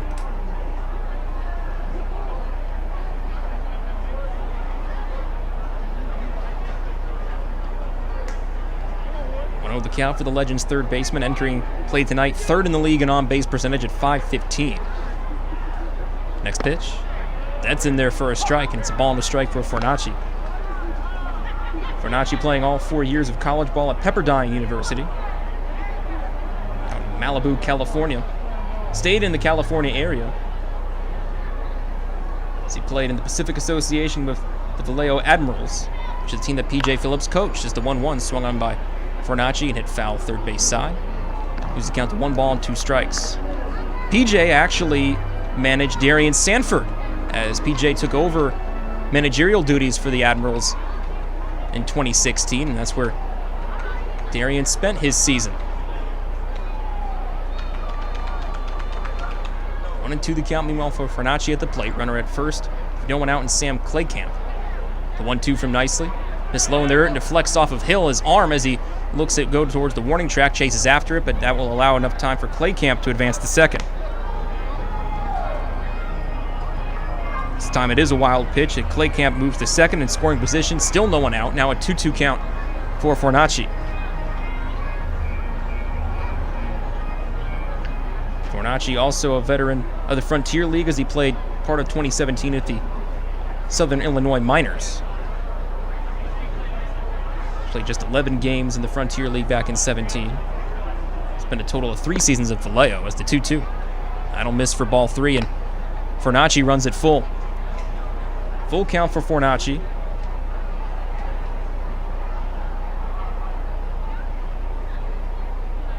Came into tonight 4 for 20, but now it's 5 for 21. The base hit. 1 for 1 to start his evening. Payoff pitch coming up. Here it is. And it misses low, ball 4, and Fornacci works a walk. 3 in a row to reach safely for the Legends. Runner at first and second now of Fornacci and Clay Camp respectively. Still no one out for the designated hitter Tillman Pugh, who already has an RBI base hit on his evening. Scored the man at first, Fornacci, back in the second on an RBI base hit.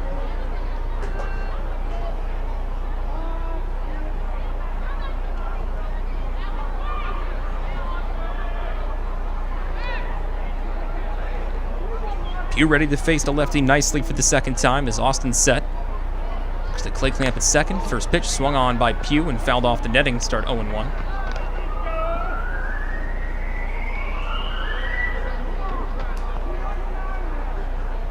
Tillman Pugh was drafted twice. The first time he was drafted was in 2009 in the 16th round. The Seattle Mariners, at the time out of Gateway Community College, elected not to sign. It was drafted a year later in the 15th round by the Mets in 2010.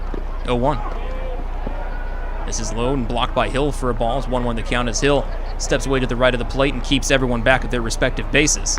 Moves the count to a ball and a strike. Selected out of Sonoma State University in California. Played for 3 different colleges during his collegiate career, did Pugh. First of Arizona State, then went to Gateway Community College and transferred to Sonoma State University. 1-1 the count for Pew. Runners at first and second, no one out. 2-0 lead for Lexington. Next pitch from Nicely. Swung on by Pew and tracking towards right center field. This might be trouble. Going back is Sanford towards the wall, and that one will clear it. A 3-run home run for Tillman Pew. His 3rd home run of the season. And after holding the Legends to just 1 in the second, they have exploded here in the 4th. 4 runs here in the 4th inning. And now it's 5-0 Lexington.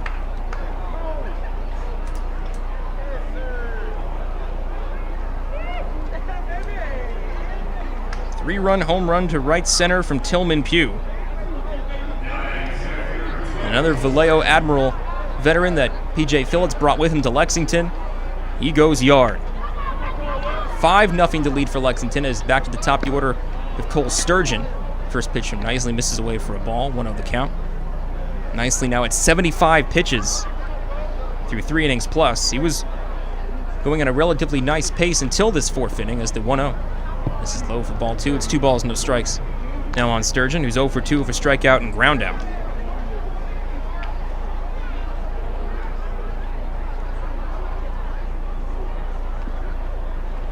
Nicely ready with the glove in front. Lowers it to the waist, turns and fires the 2-0. Swung on and missed by Sturgeon. Pitch coming in at 87 miles an hour off the hand of Nicely. 2-1 the count now for the Legends center fielder. Sturgeon entering tonight tied up his teammate Courtney Hawkins, the first in triples as the 2-1 misses for ball 3. 3 balls, 1 strike for Sturgeon. Open stance on the left side for Sturgeon as the 3-1. Swung on by Sturgeon and lined to second base. Espinal picks it up on a couple hops, throw to first, and they win that race. Sturgeon hustling up the line. Espinal beats him on the throw to Castro at first, and that's the first out here in the 4th. Damage already done as Lexington has scored 4 times here in the 4th before the first out was recorded. Back-to-back base hits and Baldachin and Claycamp, then a walk to Fornacci. And then a 3-run home run from Tillman Pew for a 4-run frame thus far. Now the new batter, Ben Aklinski, first pitch, swung out and fouled it right at the plate for a strike. 0-1 the count to start Aklinski. He's 0 for 2 of 2 strikeouts. But waving a big bat. The first 16 games for Lexington this season. Enters in the top 10 in OPS, top 5 in slugging percentage. As the 0-1 misses and deflects off the glove of Hill for a ball, 1-1 the count. He's also up there in the league tops for home runs, tied for 7th with 4th, has 5 doubles as well. 1-1 to Aklinski. Swung on, ground ball to shortstop, scooped up by Vasquez, double checks, throw to first, and they dig it out. Delayed call at first base from Doug McFarling, but he says the throw beat Aklinski by a step. Even the groundouts have been tough to get against these Legends. They are competing in every at-bat. Now comes Brendan Phillips for the 3rd time. For Brandon thus far, 1 for 2, base hit, and a fly ball to right field caught by Dotel for out number 2. The Major League veteran steps in for a 3rd time, facing Nicely. To Nicely's credit, he has settled in since giving up the big hit to Pew. Back-to-back groundouts hit into by Sturgeon and Aklinski as the first pitch to Phillips. He takes it, and that's a first pitch strike. Phillips taking all the way on the first pitch from Nicely every time now. The 0-1. Swung on by Phillips, ground ball 3rd base side foul. Scooped up by someone out of the Legends dugout. 0-2 the count, it moves for Phillips. No one on, 2 outs. Legends though with a 5-0 lead.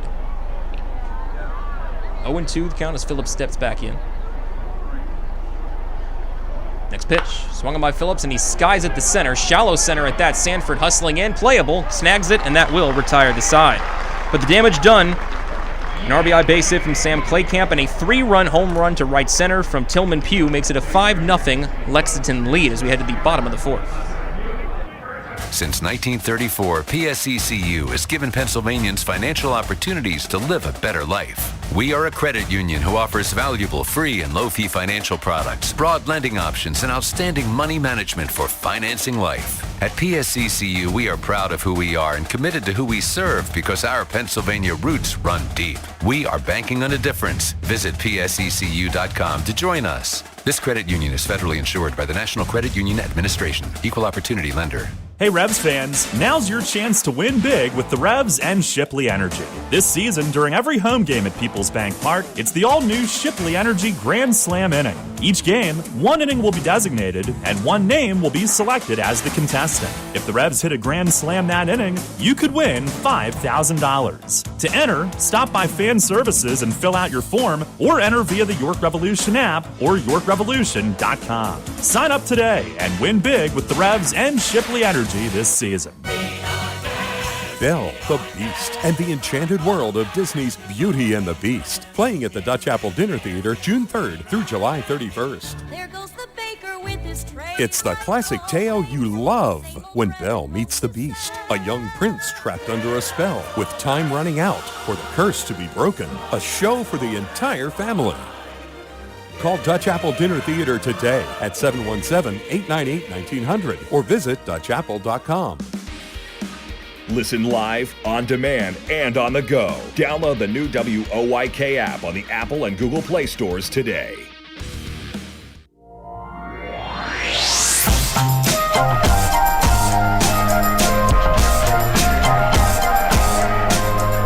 Ray Jensen back with you as we enter the bottom of the fourth. Revs baseball on WOYK is brought to you by Wolf's Bus Lines, Penn State York, Highmark Health, PSU Hershey Children's Hospital, Fast Signs, and Sheets. Here in the bottom of the fourth, wish the score was just a little better. 5-0 Lexington lead, but York with some work to do. Chris Vasquez, Carlos Castro, Wellington Dotel up to face McGowan here in the fourth. First pitch is upstairs for a ball, 1-0 the count. Vasquez 0 for 1 with a strikeout for the second out in the first. 1-0.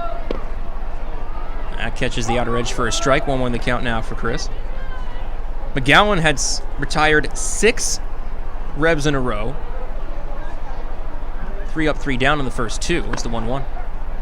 This is inside for ball 2. 2 balls, 1 strike. Retired a 7th in a row with Espinal in his 4th strikeout before giving up a 1-out double to Tyler Hill, but then came back to strike out his next 2, so he has 6 Ks so far as the 2-1 swung on and missed by Vasquez. 4 strike 2. It's now 2-2 for the Revs shortstop tonight. McGowan's season high thus far in the early goings, 7 strikeouts. He did that against the Blue Crabs at home on June 3rd. The 2-2. Swung on and foul tipped into the glove of Pacheco by Vasquez, and that is now the 7th strikeout by McGowan, tying a season high for him. Vasquez down on strikes, route number 1 here in the fourth, brings up Carlos Castro. Castro 0 for 1 with a ground out that ended the first. But he was a big hero last night with his first home run of the season at PeoplesBank Park, 3rd overall, as he hit one towards the right field corner, put the Revs in front. They would later give up the lead and force extra innings against the Barnstormers, but then Edwin Walner Espinal would be the deciding factor of his walk-off homer over the arch nemesis. The first pitch to Castro finds his zone for strike 1, 0 in the count.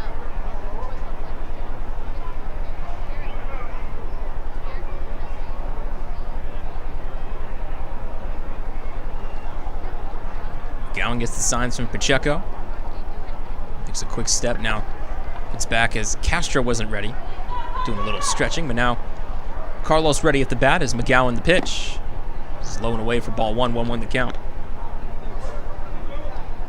For McGowan, his season high in strikeouts would be 83. He did that across 3 levels of the Mets organization back in 2016 between high A, double A, and triple A. As the 1-1 swung on by Castro and a high fly ball to left field, and that will carry him off the wall. In fact, see you later. Home run indeed. It's a 4th home run of the season for Carlos Castro. A solo home run this time for Carlos. Now 2 home runs in the past 2 games for the Revs catcher and first baseman.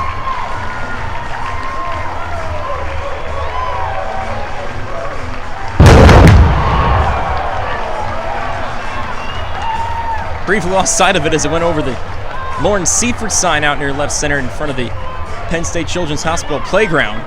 but gone regardless, and the Revs on the board thanks to a solo shot from Carlos Castro.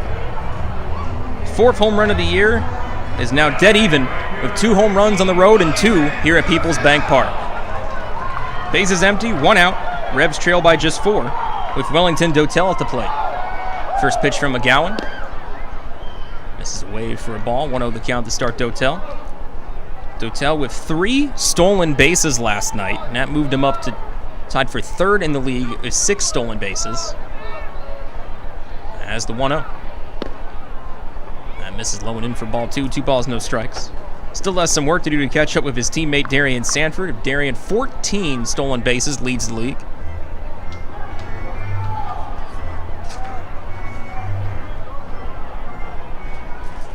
The 2-0.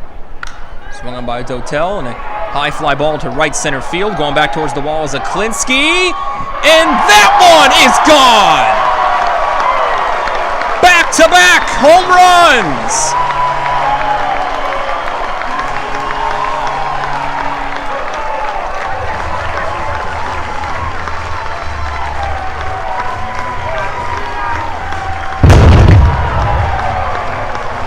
Wellington Dotel, his 2nd home run of the 2021 season, follows his teammate Castro, and with 2 swings of the bat, the Revs are within 3, 5-2 here in the bottom of the 4th.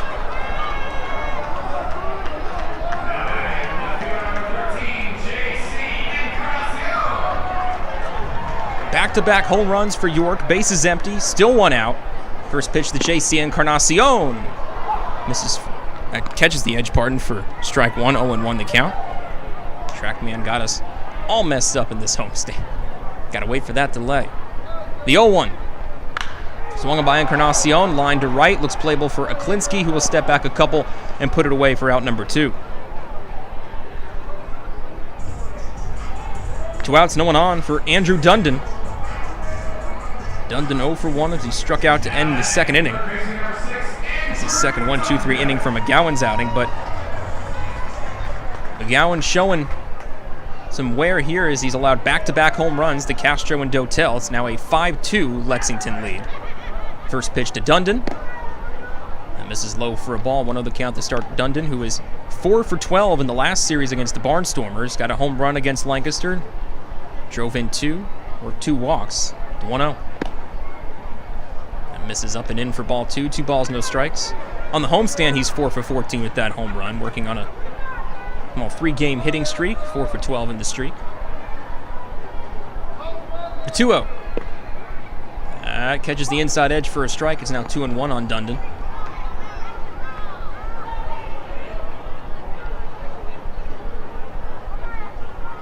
Gowan turns. The 2-1 offering. That misses low and away for ball 3. It's 3 balls, 1 strike on Dundon. Dundon was busy playing baseball last summer despite the COVID-plagued year. Spent his summer at the All-American Baseball Challenge at 444 for Jersey in the pop-up league. As the 3-1. That finds his own for strike 2. It's now a full count for Dundon.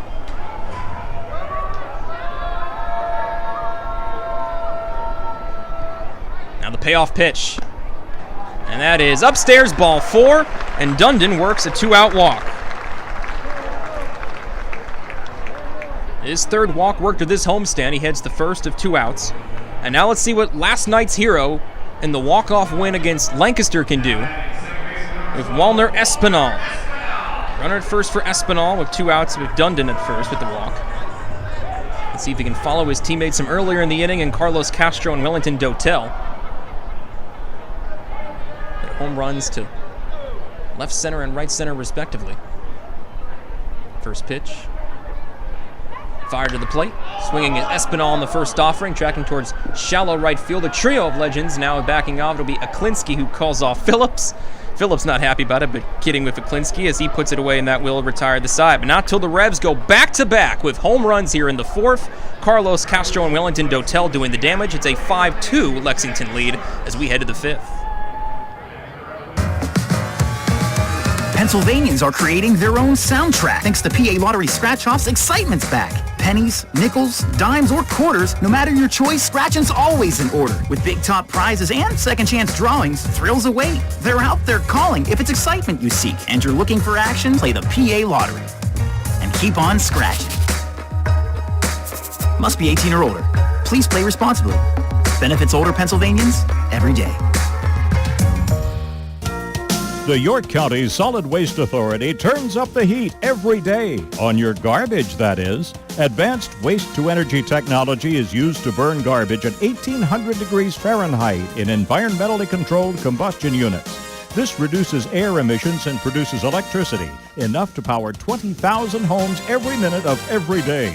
Visit www.ycswa.com to learn more. In York County, garbage is power.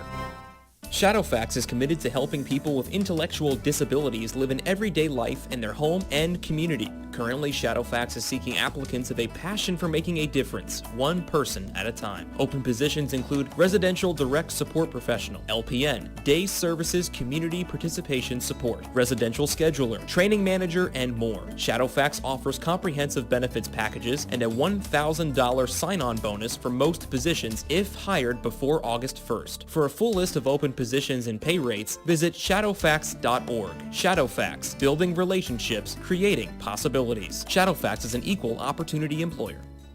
New FM signal, new website. Get features, live broadcasts, and on-demand game broadcasts and shows online at 989WOYK.com.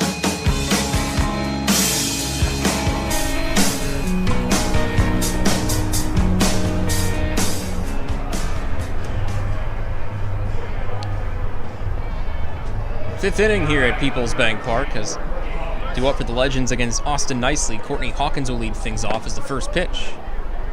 This is down and in for ball one, 1-0 count. Be Courtney Hawkins, Jordan Pacheco, and Roberto Baldequin due up for the Legends here in the fifth.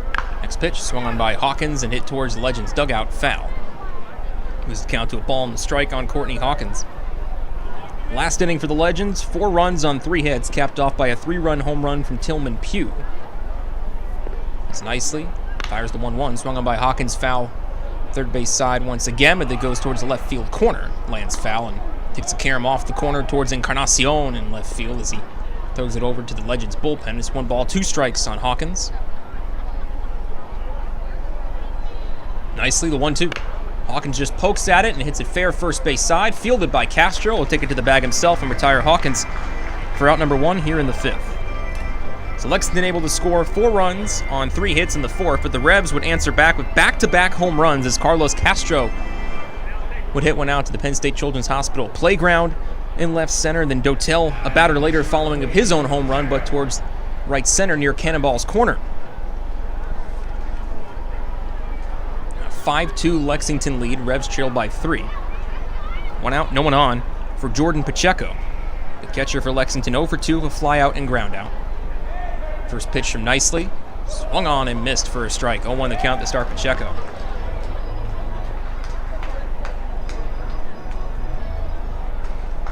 Pacheco last spent time in affiliated ball with AAA Tacoma in 2019.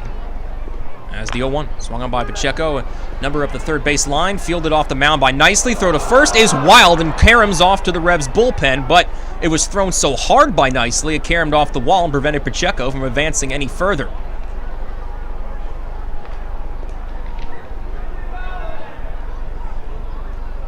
So luckily, the wide throw from Nicely doesn't do any further damage.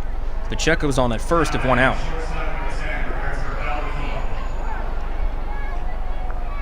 Baldequin on now for at the plate for the third time. 1 for 2. We have a base hit and a run scored. Did that both in the fourth. Scored on Sam Claycamp's RBI single. Pacheco at first is the first pitch. Swung on by Baldequin and a high carom off the third base bag. A fair ball. Or is it foul? They called it foul. Thought I saw fair initially.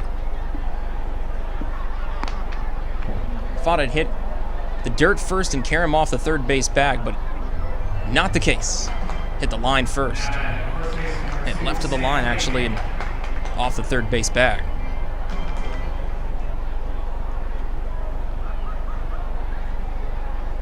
Or it did. Gosh darn. All over the place now. Back-to-back singles, I should say, on ground balls from Pacheco and Baldachin now. Bases 1 and 2 occupied as the first pitch to Claycamp in there for a strike. 0-1 the count. So it was a fair ball off the third base bag. Recorrect myself there. 1 out on the board. 5-2 Lexington lead. The runners at first and second. 1 on the count for Claycamp as nicely is set. Looks to second. Next pitch. This is in the dirt for ball 2. It's 2 balls, no strikes. Claycamp 1 for 2 as he got an RBI base hit in the 4th and a ground out his first time up. Back in the second.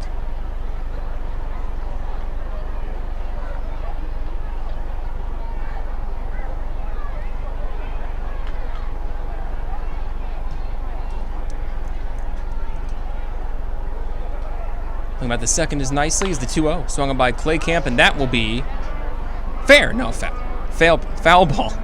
The third base side. Can at least have fun with myself.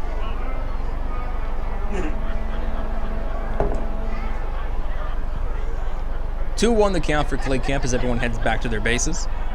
Baldachin at first, Pacheco at second.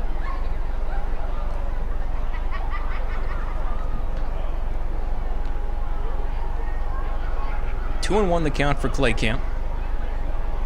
Nicely ball on his hip, now ball on the glove. Now steps and fires the 2-1, swung on by Claycamp, foul first base side. Out of play, it's 2-2, and the pitch count ever rising for Nicely, as it's now the 96th pitch of his outing through 4 1/3.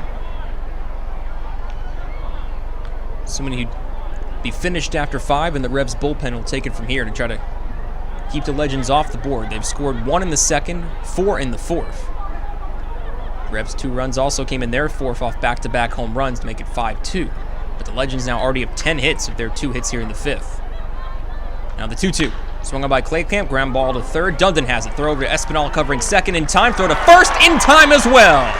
5-4-3, inning-ending double play. And Nicely stranding another pair of runners as we head to the bottom of the 5th. A 3-run lead for Lexington, 5-2.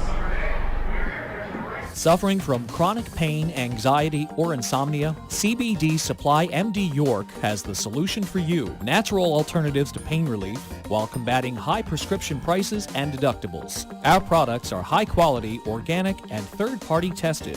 Family owned and operated, CBD Supply MD York is community and family oriented and the most trusted source and supplier of the highest quality Delta 8 and CBD products, including oils, ointments, vapes, gummies, and pet treats. Call us at 817-1097. That's 817-1097. Or stop in and see us at 3923 East Market Street in York. CBD Supply MD York. Your quality CBD supply in York. Get ready to crush your goals. Join Crunch Fitness now for $1 and memberships starting at $10.99 a month. At Crunch, you get more of what you want.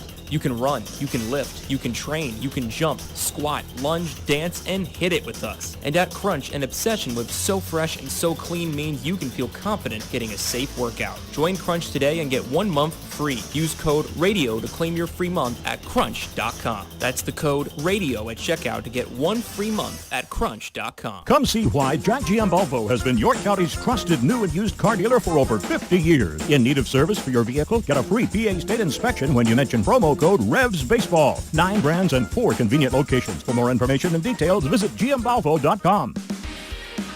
Listen live, on demand, and on the go. Download the new WOYK app on the Apple and Google Play stores today.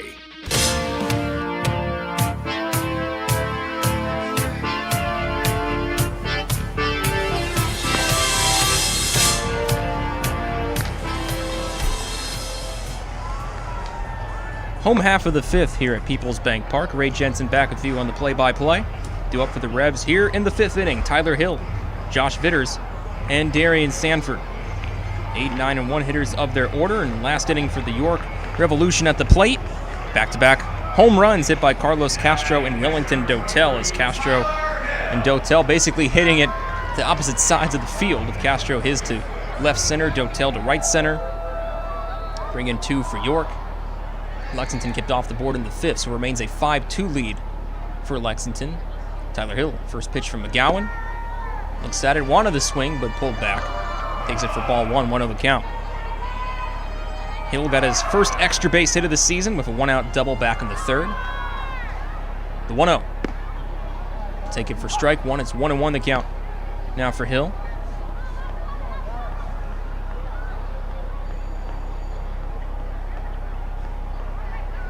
The 1-1. This is low for ball 2. It's 2 balls, 1 strike. A couple nights ago, Tyler making his first professional start at first base. Now behind the dish for a second straight night is Castro at first. For 2 nights now in a row. It's the 2-1. Swung on by Hill, a little nubber first base side. Fielded off first base position by Clay Camp. Throw to McGowan. Is in time to beat Hill on the foot race. So 1 up, 1 down, and a ground ball to first, hit by Hill.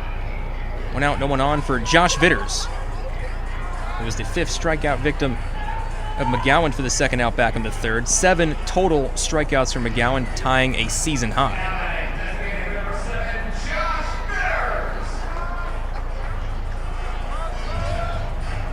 McGowan discussing things with Brandon Phillips briefly as he came in from the second base position. Now heads out towards the infield dirt as Vitters is ready from the right side.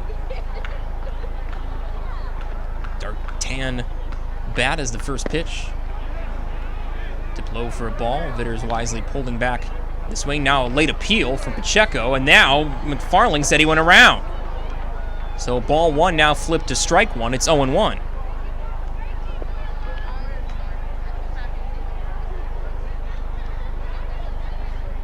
Next pitch. Swung by Vitters and a ground ball gloved briefly by McGowan, but it dripped off of it. Now reaching first safely is Josh Vitters. Vitters legging out an infield hit off the deflected glove of McGowan on the mound. It's 8th hit of Vitters' season. He's on at first with 1 out. Now back to the top of the order of Darian Sanford. Sanford so far has been kept guessing by McGowan. 2 strikeouts thus far for Darian.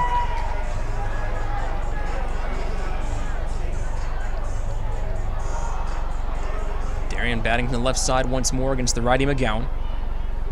Lifts the leg and fires the first pitch. Sanford shows bunt. Takes first pitch low for a ball. 1-0 the count.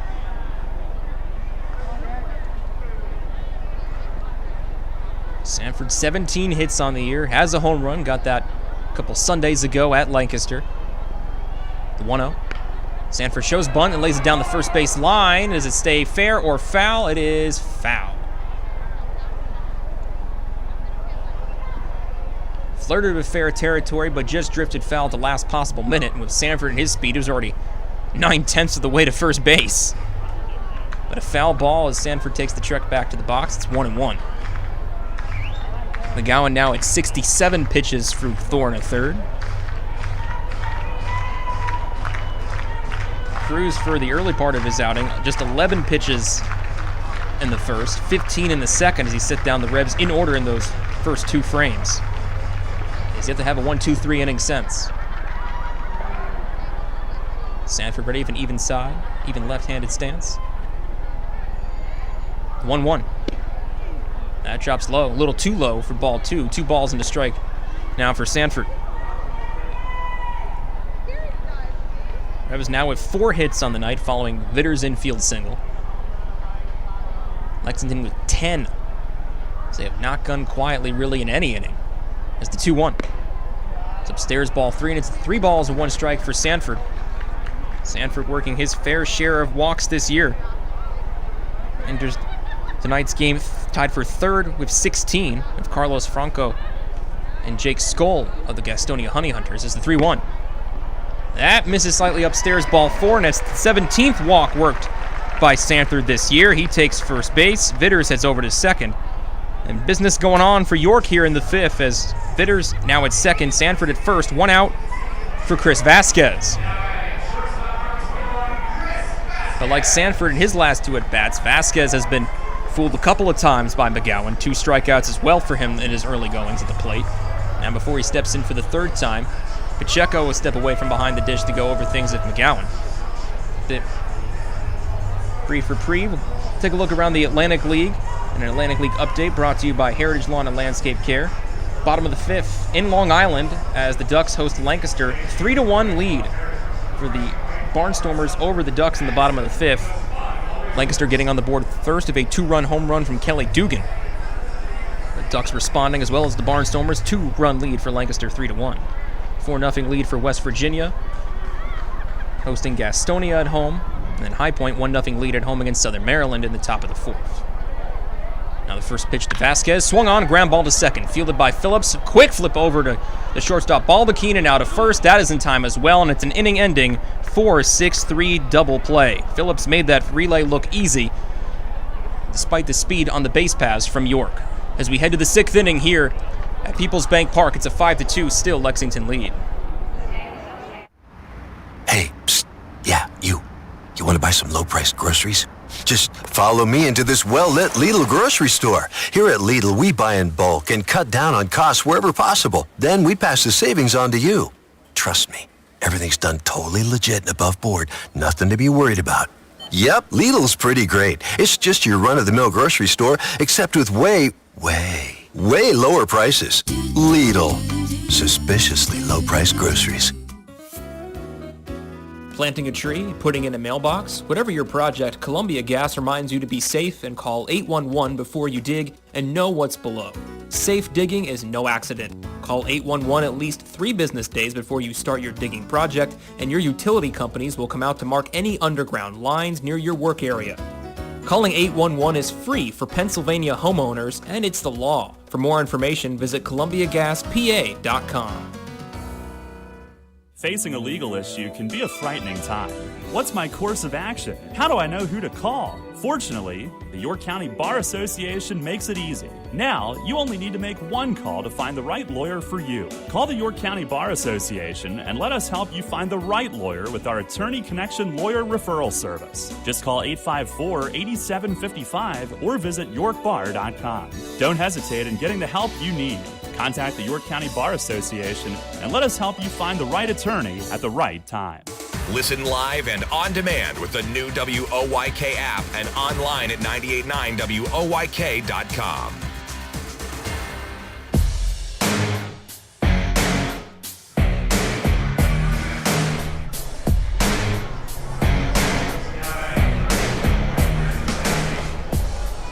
On to the sixth here at PeoplesBank Park, but a 3-run Lexington lead, 5-2. Maple Donuts pitching change to announce is the first pitch from reliever Eduardo Rivera. Missed for a ball, 1-0 the count. 1-0 the start, Chris Fornacci. Be Fornacci, Pugh, and Sturgeon due up for Lexington here in the sixth. The 1-0. Just upstairs for a ball. 2 balls, no strikes now for Fornacci. Want to congratulate Eduardo Rivera on becoming a dad. Congratulations to him and the rest of his family as the 2-0. Missed low for ball 3. 3 balls, no strikes. Rivera coming into this appearance, it's his 7th on the year. No record, .96 ERA. The 3-0. That drops in the inside edge for strike 1. It's 3-1 the count now for Fornacci, who's 1 for 1 of a base hit and a run scored in the second, and then a walk and a run scored in the fourth. 3-1. Pretty much same spot. Strike 2. 3 balls, 2 strikes now for Fornacci, as after falling behind him 3-0, Rivera battles back to make it full. And the payoff pitch. Swung on and missed. Strike 3. Rivera missed on his first 3 and then hit on his next 3. Fornacci fooled on the 3-2 offering, and he swings and misses for strike 3 and out number 1 here in the 6th. 1 out. No one on for Tillman Pugh, who has made the Revs pay tonight. Pugh 2 for 2. RBI base hit for this in the second inning, and then a 3-run home run in the fourth. Rivera fires the first pitch. Swung on and missed by Pugh for strike 1. 0-1 the count. Lexington leads York 5-2, out-hitting York currently 10-4. So they've had it hit at least one in every single inning thus far. The 0-1. Tried to get Pugh to expand the zone, but not that far, as he misses away for ball 1. 1-1 the count. 2 hits in the first and second, just 1 hit in the third, their lowest total. 3 in the fourth, and then 2 in the fifth. 1-1 fouled off, and he skies it somewhere third base side. That went high and far, but foul. 1 ball, 2 strikes to count on the Rudders K-Man. I'll take the onus on this one because I picked him, and then he went 2 for 2 in his first 2 at-bats. But we only need 2 strikeouts as the 1-2. Called! Third strike! Speak of the devil!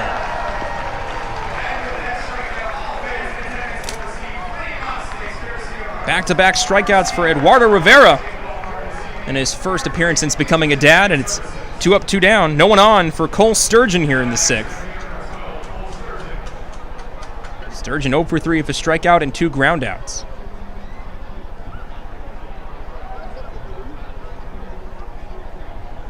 Lefty hitter ready to face the righty Rivera. First pitch. This is low and glances off the glove of Hill and back to the backstop for a ball, 1-0 the count. Sturgeon with 8 extra base hits.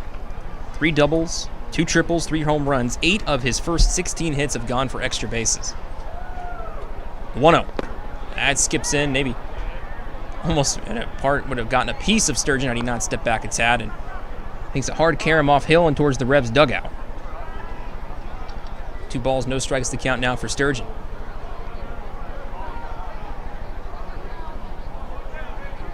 Open stance from the left side from Sturgeon. Shin guard on his right leg. Rivera, the overhead wind, and the 2-0. That misses upstairs and away, ball 3. 3 balls, no strikes. A little similar to the Fornacci at bat to begin this inning. Rivera missed on his first 3 offerings to him. Now the 3-0. That misses inside, ball 4, and it's a 2-out walk worked by Sturgeon. First time he reaches safely this evening. Works the walk. That is just the 2nd walk, though, allowed by Revs pitching tonight. So that issue has gone away in comparison to some nights prior against Lancaster. As Barnstormers also struggled with command and walked a lot of batters. Revs doing their fair share as well, but not tonight. Just the 2nd allowed there to Legends. Sturgeon's on at first, though, with the walk and 2 outs. And now Ben Aklinski at the plate. He's 0 for 3. 2 strikeouts and a ground out. Vera's set. Fires first pitch. This is down and in for a ball, 1-0 the count. Hill having to work a lot behind the dish against Rivera. His ball with a lot of movement.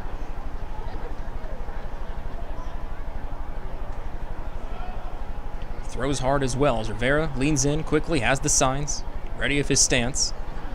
Sturgeon of his lead from first. And now the 1-0 to Aklinski. That misses down and away and glances off of Hill, and advancing the second base will be Sturgeon.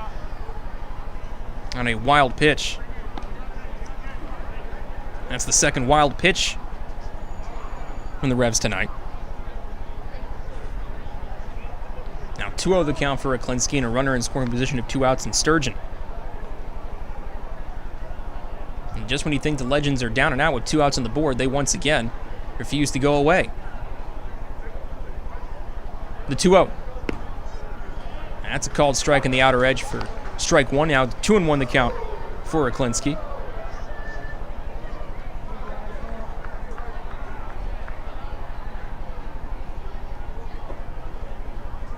Rivera looks to second a couple of times. Now fires at the plate. 2-1. Blocked in the dirt to the right by Hill, and it's now 3 balls, 1 strike on Aklinski. Aklinski, 25 years old, born in Phoenix, Arizona. 32nd round pick in 2018 by the Philadelphia Phillies at a University of Kentucky. Reached his highest high A in the Phillies system.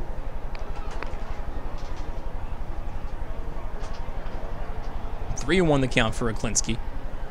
Rivera, ball and glove as he looks to second of Sturgeon. Now the 3-1. Heads upstairs high for ball 4, and it's another walk worked by the Legends here in the 6th. Back-to-back strikeouts, followed by back-to-back walks. Sturgeon still stands at second after he advanced in a wild pitch.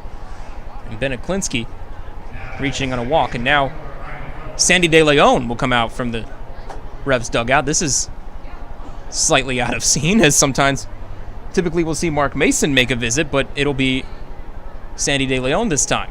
And he brings the infield in to discuss things with Rivera and company. It's a 5-2 ball game. Lexington with a 3-run lead. The biggest inning was back in the 4th when they scored 4 runs on 3 hits. Revs would answer with a couple home runs of their own in back-to-back fashion from Castro and Dotel. But as I bring in my broadcast partner Daryl Henry here in the 6th inning trailing by 3. Sandy De Leon finishing his conversation. Rivera was locked in against Fornacci and Pugh, Darrell, then a little wild to Sturgeon and Aklinski. Yeah, with Sandy making the visit, there's literally no telling what that might be. He wanted to do a podcast earlier today, and I'm at liberty to tell you what one of the topics was, but not the others, so it literally could have been anything. Always a fun time with Sandy. But most of those conversations, they may not fit for air. Yeah. There's now 2 runners on and 2 outs. Brandon Phillips comes to the plate for a 4th time. 1 for 3 if a base hit and 2 flyouts. Rivera looks to second of Sturgeon. Now the first pitch away for a ball, 1-0 the count. Nice snatch by Hill to prevent that from going past the plate. Now it's 1-0. But there actually is some truth to it, Ray. Sometimes you'll go out and try to make a guy laugh a little bit just to get him to settle back in. There is such a thing as being too laser focused. Agreed there. It's the 1-0. It took a weird hop off of something, but it took maybe off the protective gear of Hill to carry him to the left side of the catcher, and everyone's going to move over a base. He was so focused on the weird thunk sound I heard off our back crack mic that couldn't tell what it was, but regardless, both runners advance. Be a pass ball on Hill. Move runners both in scoring position.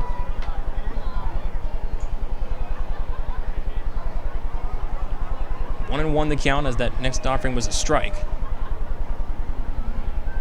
Rivera looks to second. Now with Aklinski in the 1-1. Swung on by Phillips. Broken bat. Tracking towards shallow right. That'll fall in front of Dotel for a hit and will bring in a couple runs. Sturgeon scores, as is Aklinski, and it's a 2-run broken bat single for Brandon Phillips.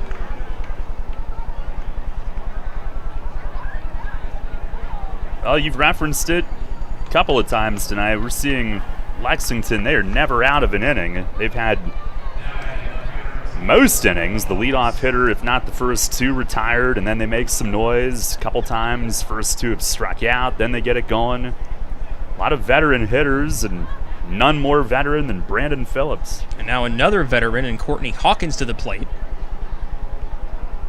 2 for 3. He was retired the first time back in the 5th. First pitch, Phillips going on the offering. He will get to second base.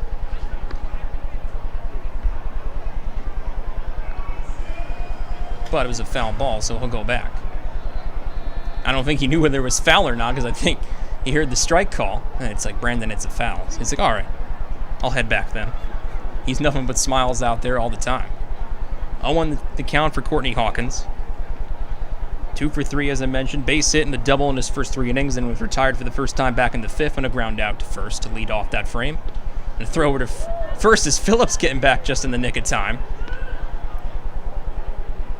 I get the sense like he's done the greatest things at the highest level in this game. I just get the sense he is having more fun than anybody playing at this level right now. Certainly get that vibe. It's the 0-1. Blocked in the dirt by Hill as he ranges to his right. 1-1 the count now for Hawkins. Courtney Hawkins, while at Carroll, Texas High School, of course played baseball, batted .437 with 11 home runs, 39 RBIs in his senior season. Also was a cheerleader in high school, did a backflip at the MLB draft in that when he was drafted by the White Sox in the first round, and the GM at the time, Kenny Williams, told Hawkins, yet no more backflips. As he swings and misses at the 1-1 for strike 2. 1 ball, 2 strikes to count. But hey, you got the, showing off his athleticism. So not only did you get a professional hitter, professional athlete. Wow. Show off the stuff. The 1-2. And that drops in, strike 3. Side retired. And Rivera strikes out the side, despite giving up 2 runs on a base hit from Brandon Phillips, a broken back single to right.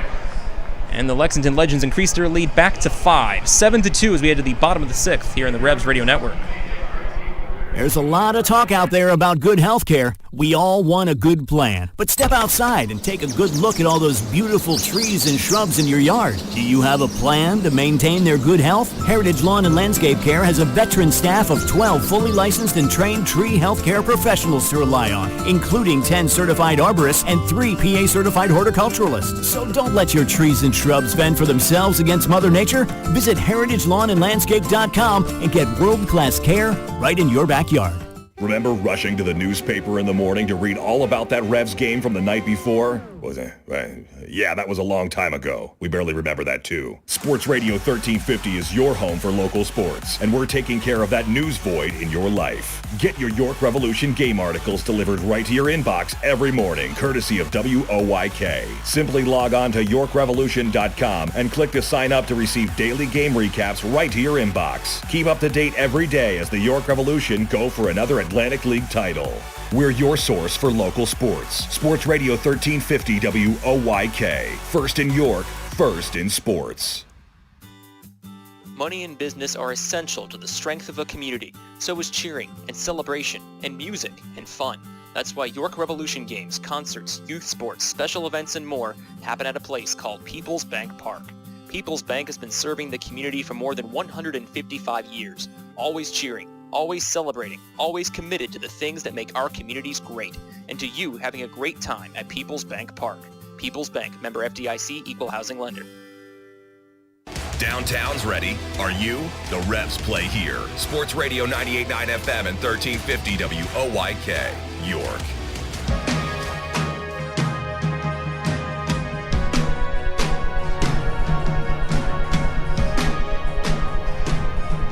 Revs have some more work to do at the plate as 2 more runs crossed for Lexington in the 6th. On a 2-run broken bat single from Brandon Phillips, it's now 7-2 Lexington. But due up for the Revs here in the 6th, Carlos Castro, Wellington Dotel, JC Encarnacion. As McGowan out for a 6th inning of work. 71 pitches to start the 6th inning. And the first pitch drops in for a strike, 0-1. Last inning, McGowan allowed a base hit and walked a batter of 1 out, but then Chris Vasquez hit into an inning-ending 4-6-3 double play as the 0-1 misses low and away for ball 1, 1-1 the count on Castro, who in the 4th hit the first of back-to-back home runs. Wellington Dotel followed just a batter later with his own, the 1-1. Swung on by Castro in a hard-hit line drive under the glove of the diving Fornacci at third and into left field for a base hit. Boy, is Castro swinging a hot bat. And for Carlos, it's his 23rd hit of the year. Started tonight 4th in the league of 21 hits, now with 23 on the season.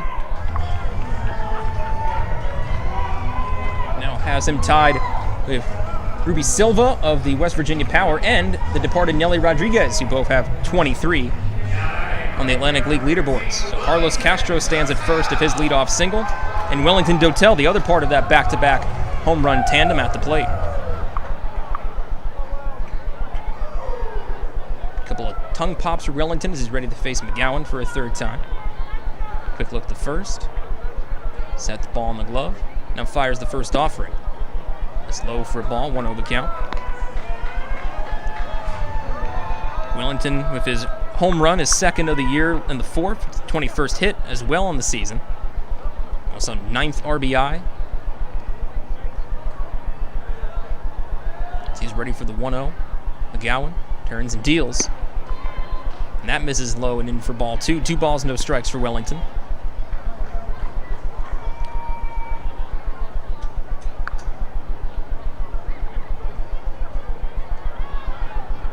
Tell waving the bat above the plate, and now a ball gets away from the Revs bullpen. Went a long way as it carried him to almost the home plate circle. And a long throw back from Pacheco to send the ball back the Revs' way. That's the furthest I've seen a ball get away from our bullpen this year. I've seen a couple when Lancaster was in town that was almost to the opposite side of the field. 2-0 the count remains for Dotel. Waving the bat above the plate. As the 2-0. Swung on by Dotel and a liner to center field, but hangs just in time for Sturgeon to put it away for out number 1. 1 out, 1 on now for JC Encarnacion, who's 0 for 2 of 2 fly balls. There's a couple guys on this team right now that almost every time are hitting it hard somewhere. It's the two guys that just batted, and then Jan Sanchez as well. Hopefully he's only out a day. But everything Castro and Dotel are making contact with, it's going somewhere hard. And very fast, but not much is getting past this Lexington league-leading defense. Going into tonight with a .983 fielding percentage as a team. First pitch to JC Encarnacion is low for a ball, 1-0 the count. Gowan now at 78 pitches through 5 1/3. Already of his season high in innings pitched, just went 5 in all 3 previous starts here in 2021. Now the 1-0. Swung on by Encarnacion. Hard hit, but right to the third baseman, Fernacci. Turns the second, throw in time, throw to first, and that is picked out successfully by Clay Camp. It's another inning-ending double play hit into by York. 5-4-3 this time, and it ends the 6th. We head to the 7th here at PeoplesBank Park, still a 7-2 Lexington lead. Daryl Henry will take you the rest of the way here on the Revs Radio Network. The 1741 Club is here. You in? PeoplesBank Park introduces a revolution in hospitality in York. The 1741 Club, presented by UPMC. Now open on the skybox level of PeoplesBank Park, the 1741 Club features stylish design and contemporary decor, all-inclusive food and beverages, and totally flexible ticket purchase options. The hottest spot in York is the place to entertain and thank customers, reward employees, celebrate family occasions, or simply treat yourself to an all-inclusive experience at the ballpark. Nightly menus include enhanced classics and a rotation of special offerings, and house selections of draft beer and wine and a full range of non-alcoholic beverages are included in the ticket price. 1741 Club tickets are available for individual purchase through 3 levels of membership or as season tickets, and they can be used for any of the York Revolution's home games based on availability. The 1741 Club, presented by UPMC. You in? Details and pricing at 1741club.com. Shadowfax is committed to helping people with intellectual disabilities live an everyday life in their home and community. Currently, Shadowfax is seeking applicants with a passion for making a difference, one person at a time. Open positions include residential direct support professional, LPN, day services community participation support, residential scheduler, training manager, and more. Shadowfax offers comprehensive benefits packages and a $1,000 sign-on bonus for most positions if hired before August 1st. For a full list of open positions and pay rates, visit shadowfax.org. Shadowfax, building relationships, creating possibilities. Shadowfax is an equal opportunity employer. Get the latest on the Orioles with the Baltimore Baseball Show, hosted by Dan Connolly. Mondays at 6 on Sports Radio 98.9 FM and 1350 WOYK.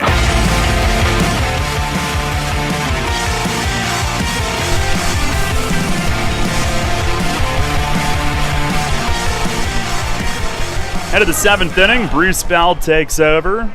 7-2 Lexington. They just turned their second double play tonight, but another error-free game for them to this point.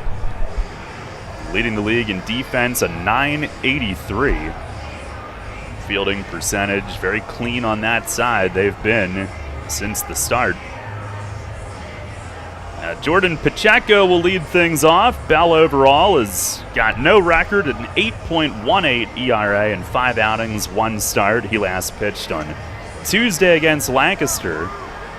And it gave the team a season high in relief, 2 1/3 innings for himself, 4 runs, only 1 earned. Struck out 3. And Pacheco 1 for 3 with an infield hit, digs in. First pitch fastball is down low. As dusk starts to approach here in York tonight. The lights at full effect now. The 1-0. Fastball, that's a called strike. Pacheco, Baldachin, Clay Camp.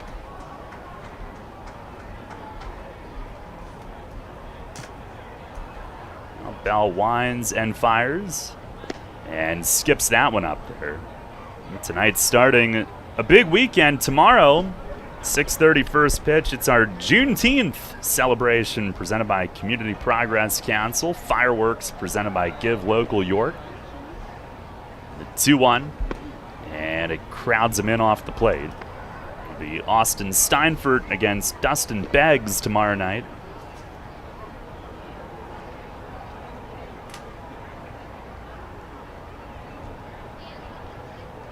Now Bell, the 3-1, and a swing and a foul back, and that'll find the roof. And Sunday at 2 p.m., Jake Welch against Liam O'Sullivan for our Father's Day game, Bark in the Park. Sunday Family Fun Day presented by Wise Markets. Tickets at YorkRevolution.com. Now Bell kicks and delivers. And a line drive left field, base hit, over toward the line. Encarnacion backhands on the track. Kind of an off-balance chuck to get it in quickly. And it does hold Pacheco to a single, but the Legends have their 12th hit. And it just seems as this game goes on and on, the hitters for Lexington are just getting better. Even the ones who were held quiet early on are starting to find their groove, and we're starting to see why Lexington has won their past 5. Yeah, some of their offensive numbers, they come in 4th in team batting, but that is not always the indicator of a top offense. Here's Baldachin. First pitch, ripped to second, and on a in-between hop, it's off Espinal's glove into center. Sanford to throw toward third on Pacheco, and he just slid in. And Baldachin takes second on the throw going to third. It's a base hit. Espinal tried to flag it down on the in-between hot shot hop. And got the tip of his glove on it, but into right center it went. Now it'll be a single, second on the throw. Sanford almost got Pacheco at third. Bang, bang play there.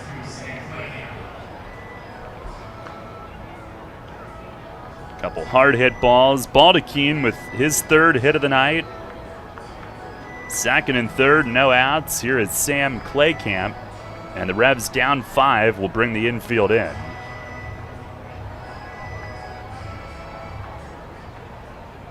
Bell's going to go from the windup. I think he's confirming signs with Hill. And now into his windup. First one home. And a swing and a miss. Claycamp rips through it. 1 for 3 tonight. RBI single and a run back in the 4-run 4th when they did the bulk of their damage.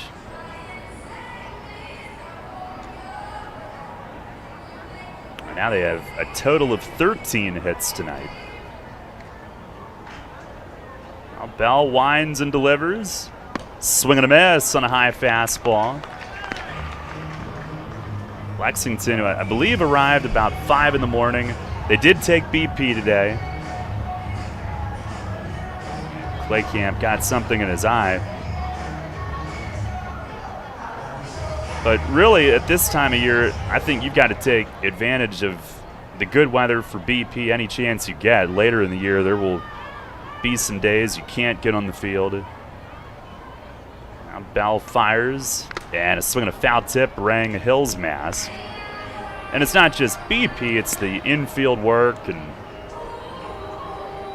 the Revs, all these new players coming in all the time, left and right. They certainly need it.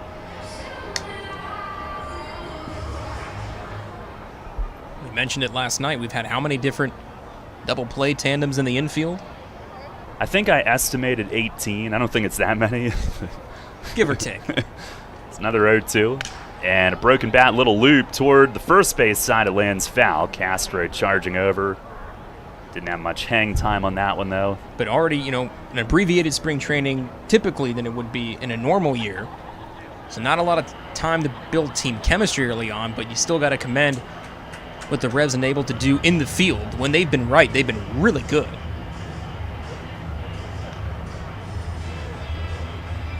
Now, new twig for Claycamp. He's up there battling. He is a rookie, 24 years old, from Franklin College. University of Dayton for a year before that. Another 0-2. And a slider down and in. Bell, one of the younger guys, but he's actually got the experience advantage in this matchup. And Vasquez, similar experience prior to Claycamp of his first pro season, and you look up and down the Atlantic League, and there's usually at least one of those types of players making their pro debut here in the Atlantic League, just the way the baseball scene has panned out this year. Bell the pitch, and a swing and a pop-up, right side, Castro there, waving his arms, and he's got it. So one down, both runners remain where they are.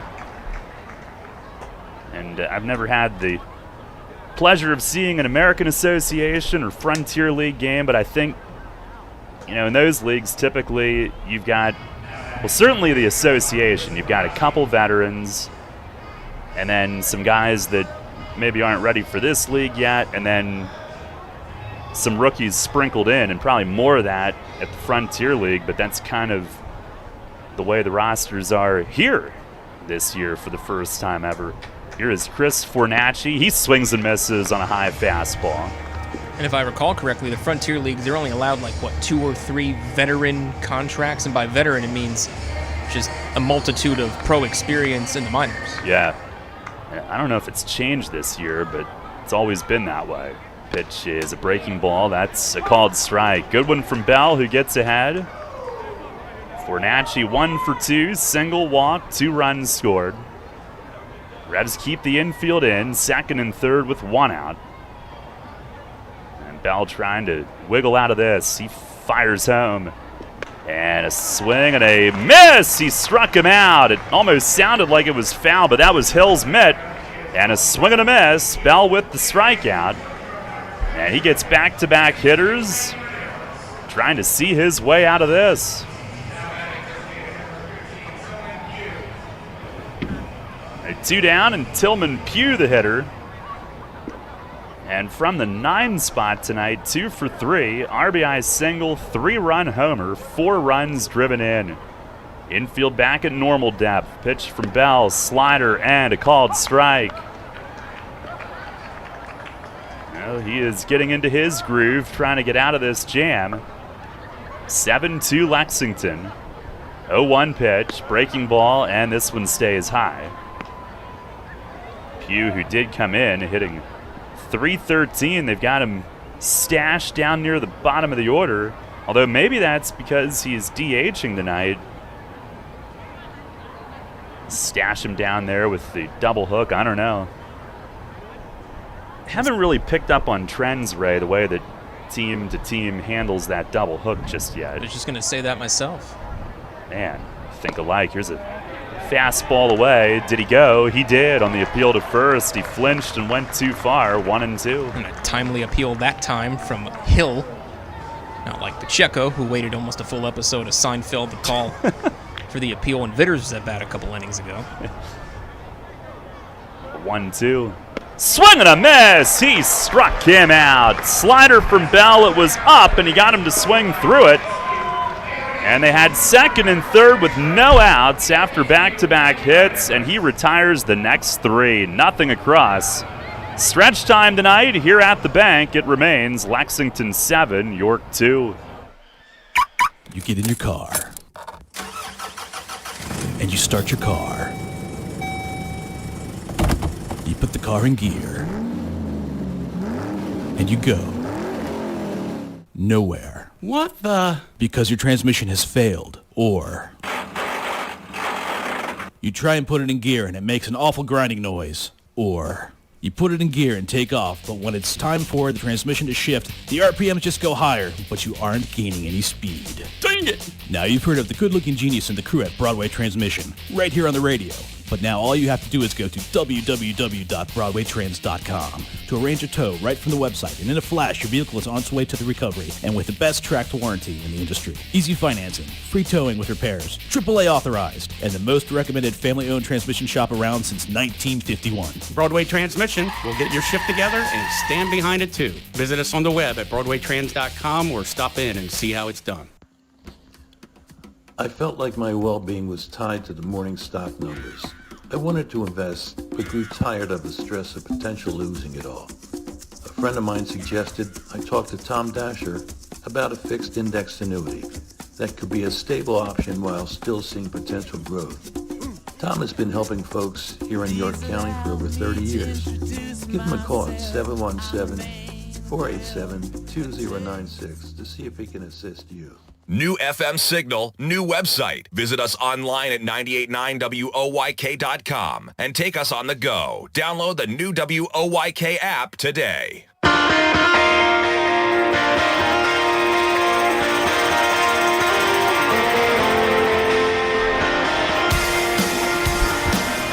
Out of the bottom of the 7th, Legends go to their bullpen. Left-hander Daniel Gibson, the new pitcher.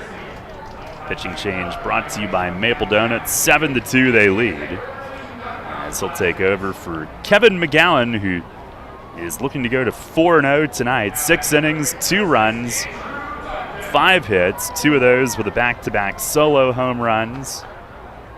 Castro and Dotel in the 4th. 2 walks, 7 Ks. And Dundon up first. First pitch from Gibson is in for a strike. McGowan, 79 pitches. That's all he needed to get through 6. 51 strikes. And Gibson from the stretch delivers. And that misses inside on Dundon, who tonight has struck out and walked. Gibson in 5 outings has 4 holds, but has given up 4 runs in 4 innings. Only 3 hits, but 5 walks, 5 strikeouts. 1-1, and a backdoor slider missed away. 7 runs, 13 hits, no errors for Lexington. 2 runs, 5 hits, no errors for York. We are at the twilight of the evening. Here on a warm June night. 2-1 pitch, and a swing and a pop-up foul ground, first base side. This will find the stands.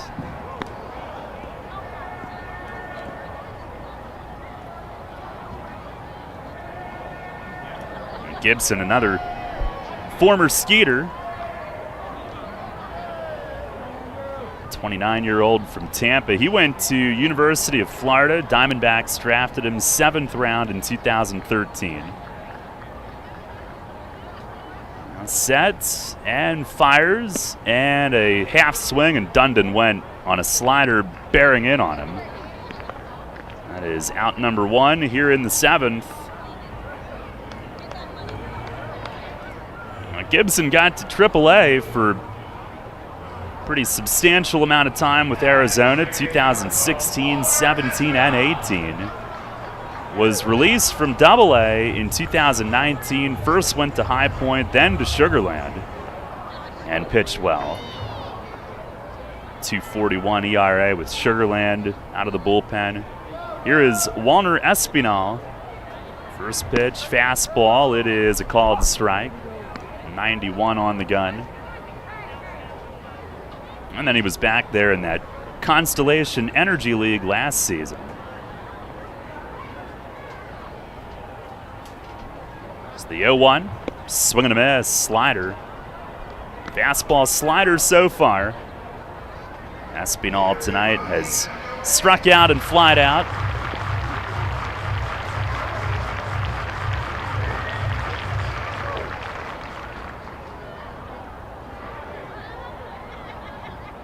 Oh-2, and that's down and in, skips away.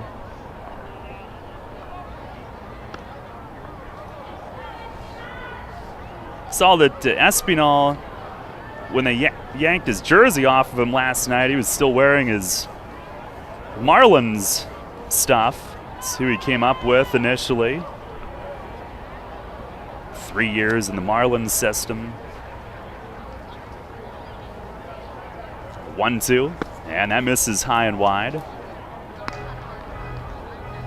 He's in the Dominican Summer League 2017, the Gulf Coast League the following 2 years.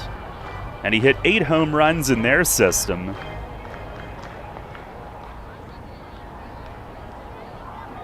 Now the 2-2, and a slider runs in. He's off to a great start in the Empire League for just a couple of days. When the Revs opening came around and he was dealt here.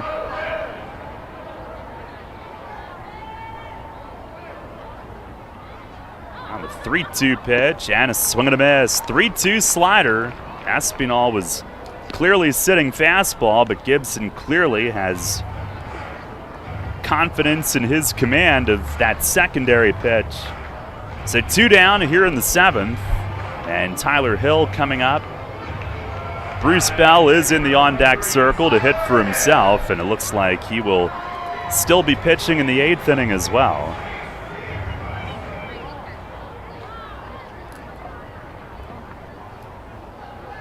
Hill 1 for 2, smoked a double to center back in the 3rd.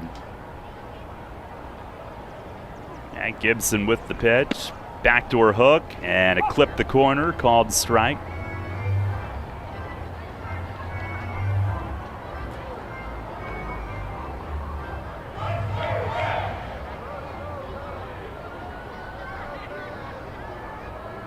Now the 0-1.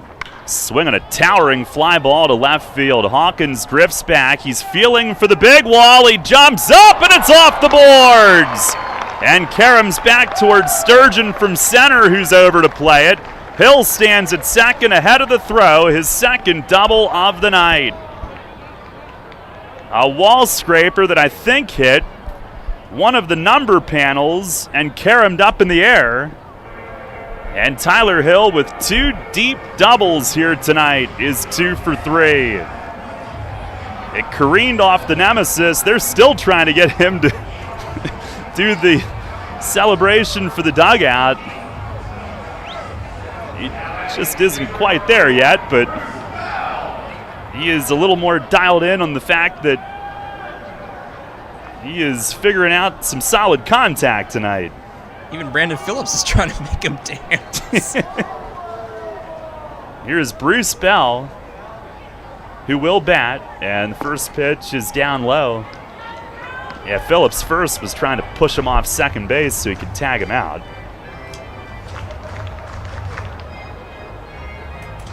Bell at the plate, 1 appearance, 1 walk. So far this year, 1-0. Oh, swing and a miss, had a big rip. Well, that's awesome for Tyler. He'd been trying to figure things out.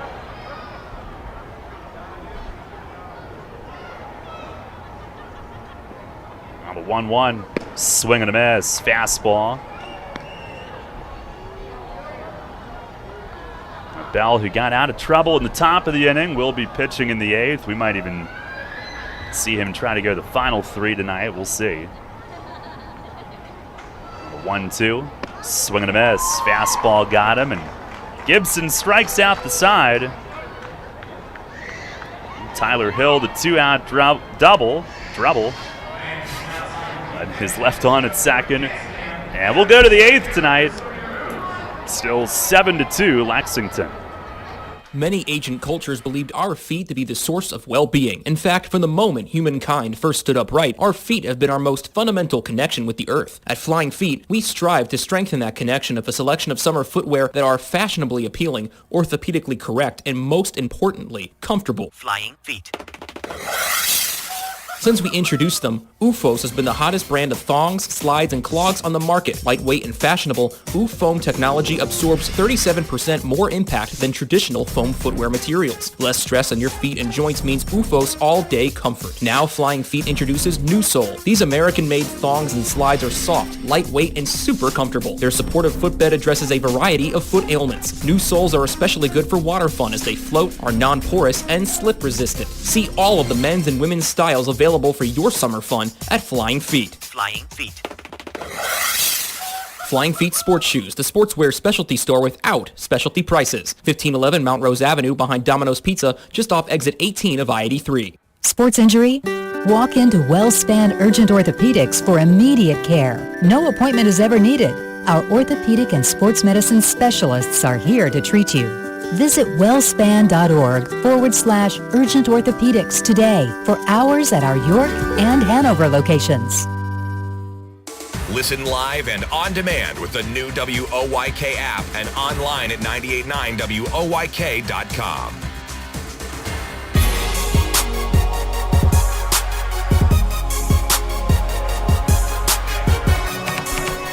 Head of the 8th, still 7-2 Lexington. It's time for this date in York baseball history, brought to you by the York County History Center. with more than 90,000 artifacts highlighting nearly 300 years of York's impressive history. Your history starts here. For tickets and guided tours, visit yorkhistorycenter.org. And on this date, June 18th, 2018, the Tyler Clark game.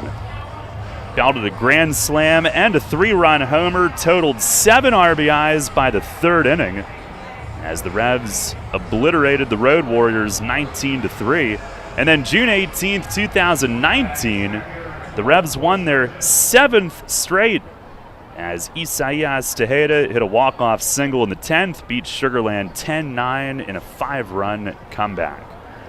Bell back on. First pitch to Sturgeon is over for a strike. Top of the order for the Legends. Pretty sunset now. Some pink out beyond center. Bell with the 0-1. And swinging a foul the other way and left. Sturgeon late on that. He's 0 for 3 with a walk and a run tonight. University of Louisville guy. They've got some former Louisville Cardinals, Kentucky Wildcats. Pitch is swung on and nubbed foul over by the Lexington dugout.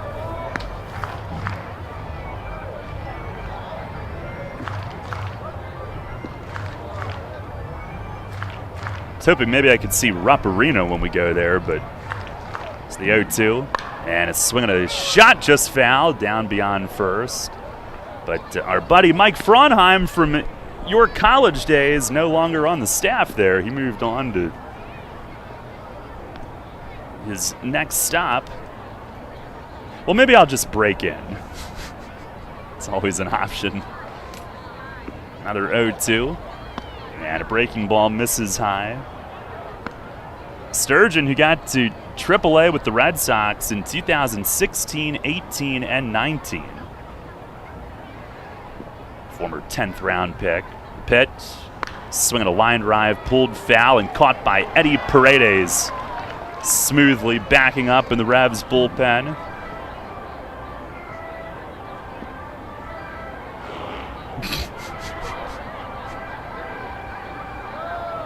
Bell the pitch.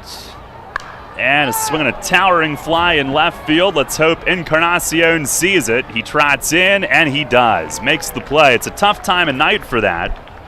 And I think Vasquez was a little concerned, but JC spots it. Now 1 down, and Ben Aklinski coming up. He is 0 for 3 with a walk and a run. 7-2 Lexington here in the 8th. Bell delivers home. And a fastball missed wide. That one at 91. Mace, who managed Tyler Hill last September, as Bell gets a swing and a miss. Good slider. And his team in the Empire League Showcase Series faced Bruce Bell a bunch of times. Pitch is a slider and a called strike, 1-2.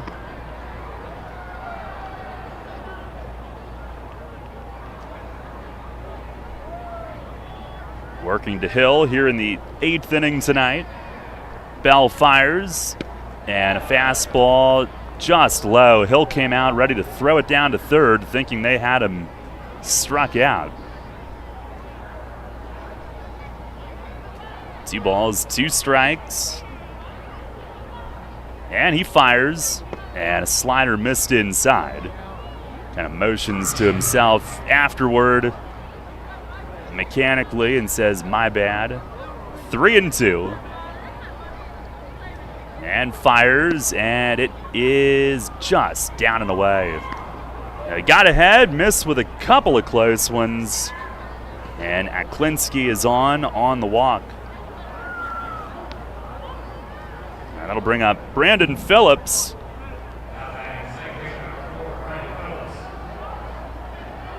Tonight, 2 for 4, 2-run broken bat blue pit in the 6th. Came off Eduardo Rivera.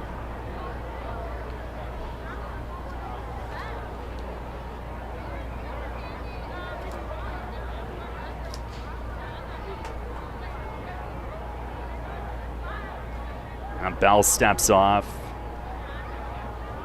And Phillips, he was actually, and he grew up idolizing Barry Larkin. Of course, he ends up playing second base for the Reds, but now ball loose in center that Sanford will go retrieve. But Larkin was his favorite, and he was drafted out of high school as a shortstop by the Expos. He had committed to University of Georgia to play both baseball and football, but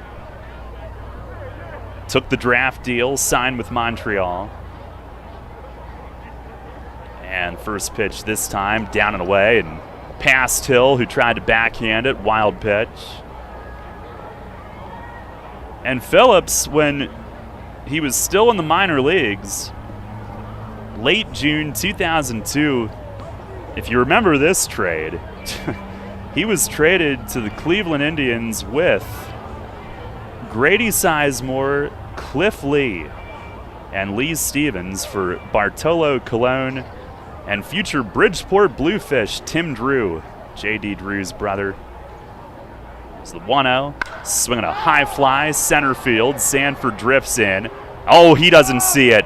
Angling over to right center, it lands in front of him. And speeding to third, Aklinski, he'll slam the brakes. Phillips takes a turn and will walk back to first with it uncovered. And it's got to be a hit, lost in the twilight. When it gets hit above the lights, that's when it becomes misery. And Sanford, he was close in the area, but ultimately lost sight of it.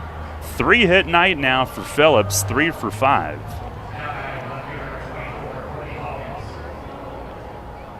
And it's first and third for Courtney Hawkins. Tonight, 2 for 4 with a double. The Legends tonight trying to win their 6th in a row and 12th in the last 13.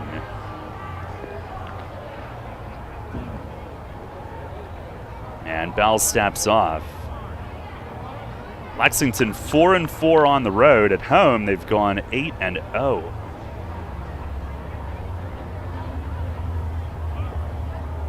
Bell the pitch. Fastball, it's a called strike. Hits the outside corner with it. The Legends, 20 years in the South Atlantic League at the Class A level, 3-time champs as a Major League affiliate. The 0-1, and a breaking ball stays high. Hawkins started the turn but stopped.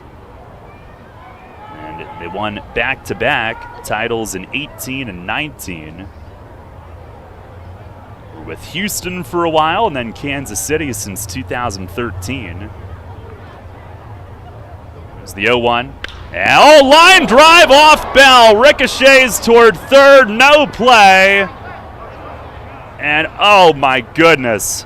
It hit Bell in the midsection, and he crumples over, holding like his right rib area above his right hip. Sandy and Meg come running out first on the scene. Mace walking out. And that was nasty. No chance to react.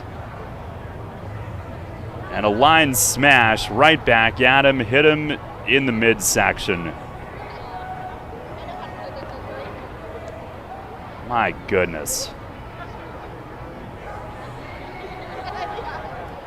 Watch the replay here. It was a slider. It hit him just above the right hip, I guess the right rib area. And then he was laying on his back, trying to get the feeling back, and then just decided I'd better just lay down at that point. Now the doc from Wellspan that's here tonight as well, coming down onto the field. That's your worst nightmare, is to see something like that. He is helped to his feet. Tell you what, he's going to earn some credit here if he tries to stay in this game after that. That's for sure, Daryl, yeah. They're not going to let him, though. I thought when he first got up, it looked like he wanted just his body language, and He's a gamer, that's for sure. He'll go jogging off, which is the only thing better that we could have seen was the fact that he runs off. Yeah, positive sign. Getting hit in the ribs is not a pleasant place to be hit by really anything, let alone a baseball, and understandable, in a lot of pain, but back to his feet in a short time and already back in the dugout, but of course not going to be allowed to continue and possibly extenuate whatever bump or bruise he just received. And Courtney Hawkins was the first to give him a handshake and wish him well. It's a sickening feeling for a hitter as well, and he'll head upstairs and get it checked out. That is so nasty. And Ray, the worst one that we've ever seen, 2009, it was in Camden. Shane Human took one above his eye and had to go to the hospital in South Jersey. He ended up being fine. Had a huge, I mean, it was like a golf ball built into his forehead above his eye. And, you know, the face would be the worst place to get hit. But the midsection, I mean, there's stuff inside there that, you know, hopefully it looked worse than it was, and he'll go up there and get it looked at. But the human body is a pretty remarkable thing, and hopefully everything's all right. Yeah, hopefully. It doesn't take much pressure to crack a rib, I know that for sure. I was kind of getting toward that. You know a little bit about that. Yeah, dude. I've seen a fair crack rib or two in my time in the martial arts world, but luckily I have not had one yet. But yeah, you better knock on wood. But yeah, it's weird because we were just talking about Tyler Zombro today, the Durham Bulls pitcher who took a screaming liner off of his face, and he of course had to go to the hospital, and his recovery has just been remarkable, and just fortunately he was alive because he was in a bad way after taking that line drive off the face, but luckily a little lower off the midsection of Bruce Bell, of course, but a scary thing when something coming off the bat that fast is heading right your way. Not a lot of reaction time available, but luckily Bruce seems to be not worse for wear, but precautionary measures for taking him out to make sure he's 100%. He looked in good spirits running off. He's going to earn some toughness points, that's for sure. Man, oh man.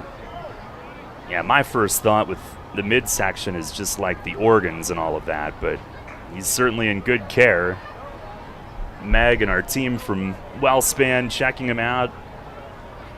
Alberto Rodriguez will take over. Pitching change brought to you by Maple Donuts. And Jordan Pacheco, the hitter, a run did score on that. It's 8-2. And the first pitch is down low. It was not a very long break. Rodriguez got ready quickly, so you see that happen. Now you've got to get focused back on the game right away. There's the 1-0, and a swing and a tap foul, swatted down toward third. That is everybody's worst nightmare, but again, really good signs. We saw him eventually get up and not only walk off on his own, run off. Handshake and well wishes from Hawkins. And he didn't rub it when he walked upstairs. He walked up there like normal. Here's the 1-1, and a slider breaks away. Sure, adrenaline a factor in that as well. In the middle of game time, you're feeling everything in your body flowing, so we'll see how he feels tomorrow morning.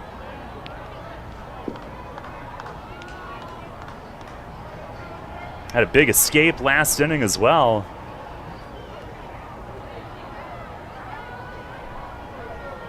Shame to have his night end early on that. Here's the stretch, the 2-1, and a swing and a high fly left center, hit well. Sanford going back on it to the track, out of room, it's gone. Back into the playground against the netting in left center. It's a 3-run home run for Jordan Pacheco. And the Legends have blown it open. It's 11-2 here in the 8th. Their second 4-run inning of the night as they all arrive at home at the same time. And Pacheco with his third hit, his first home run since being activated. And Lexington with their second 3-run home run of the game. They do lead the league in home runs. That's their 28th. 11-2. Here is Roberto Baldachin. And the first one missing way outside. He's 3 for 4 tonight. Pacheco, now the fourth Legends hitter with 3 hits tonight. 16 hits total. Pitch and a fastball in, but on the appeal to first, he went too far.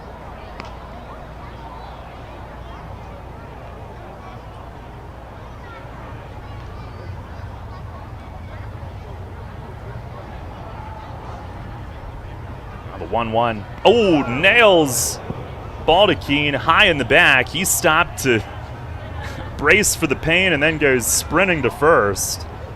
That one got away from Rodriguez, his fellow countrymen. Both are from Cuba originally. And Baldachin is on. 5 straight have reached, still only 1 out in the inning. 11-2 now, Lexington on top. And here is Sam Claycamp, who's 1 for 4 tonight. RBI single, runs scored back in the 4th. Rodriguez the pitch, and it cuts off the corner away. Alberto was last in on Tuesday, which is unlike him to go that many days in between, but he also worked 3 innings in that one for the second time. 1-0, and a swing and a pop foul straight back. Mace did say that he is absolutely a guy that if a starting spot did open up, he could go in. He's gone 3 innings in relief a couple of times, has started in the past. He actually struck out 5 the other night. Gave up a couple late runs, but has been pitching well. He fires, and a line drive up the middle. It's a base hit for Claycamp, who's got his second tonight. Big night offensively for the Legends, hit number 17. And the 8th hitter of the inning coming up. I think the air has come out of the sails a little bit. There's just been something about series openers ever since opening day here at PeoplesBank Park. Revs have not played particularly well in series openers since the May 9th grand opening here at the bank. Here is Chris Fornacci, who's 1 for 3, single walk, 2 runs scored. Rodriguez trying to end this inning. First pitch slider, it's a called strike. And since coming in, home run, hit batter, single. He came in, no record, 4.50 ERA in 9 outings. Delivers home, and that's in the dirt, blocked over to the right by Hill. Throw to second now, taking a shot there on Claycamp, and safe is the call. Now the lead runner from second, Baldachin, got the better break, and Hill took his shot at second, and it ended up being somewhat close. But both move up on what is another wild pitch, second and third.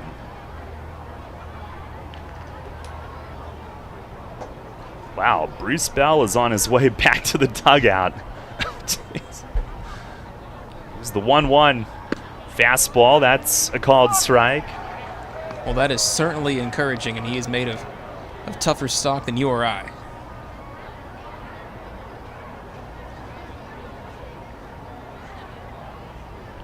Gamer. The definition.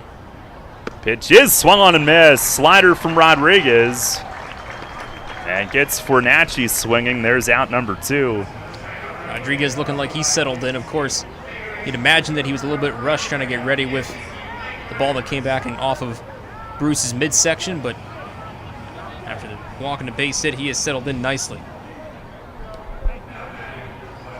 He might be in the bullpen, but he I haven't seen him come to the dugout, but he did leave the clubhouse, I'm told, back toward the field. So that is great news. And here is Tillman Pugh.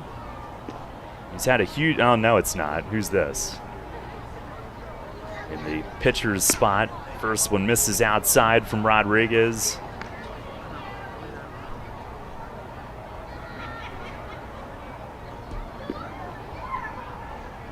This Darlene De La Rosa, one of their outfielders, pinch hitting. Here's the 1-0.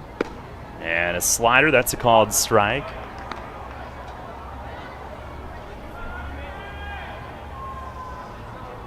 De La Rosa 0 for 8 at the plate. 9 games played. Second and third, 2 outs. The 1-1 slider starts at him. He spun away. It almost came back, but missed a little high and tight. Alberto trying to end a lengthy 8th inning. Legends have batted around.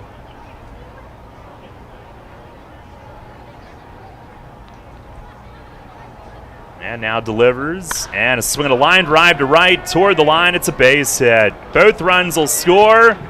De La Rosa on his way to second and in with a double. And it is a 6-run top of the 8th inning. 13-2 is the score. And that number 9 spot in the order tonight has now produced 6 RBIs.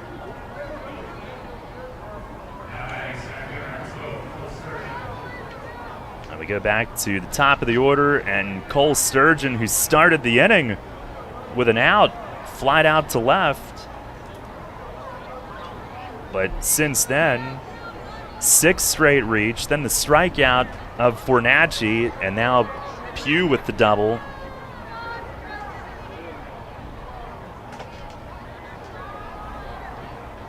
(13-2) the score. First pitch to Sturgeon, fastball, that's in for a strike. Left-hand hitter at the top of their order, 0 for 4 tonight with a walk and a run.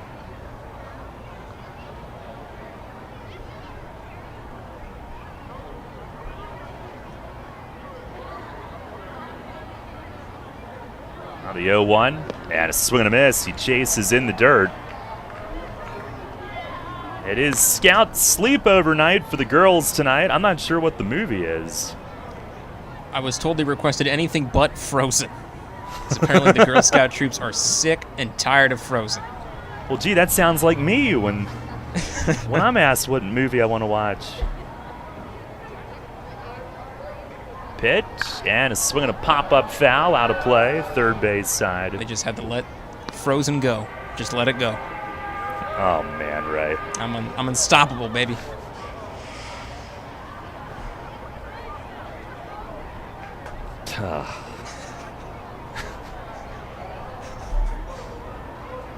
Could you stop? For you. Another 0-2. And a swing and a high chop off the dirt to second. 2 hops. Espinal's got it. Throw to first, and the inning is over. But an ugly one it was, and a scary one as well. 6 runs score, 5 hits, 1 left. We go to the bottom of the 8th, 13-2, Lexington. Everything you've worked for may be facing a hostile takeover, but step outside the boardroom and look around. Not taking care of business right now could leave you dealing with a hostile takeover by crabgrass later this summer. And broadleaf weeds are just beneath the surface, ready to take their share of your turf too. Prevent hostile takeovers. Call Heritage Lawn and Landscape Care and give your lawn a good, healthy start this year. Heritage Lawn can apply crabgrass pre-emergent and quality fertilizer now to fortify your lawn for later. HeritageLawnandLandscape.com. World-class care right in your backyard.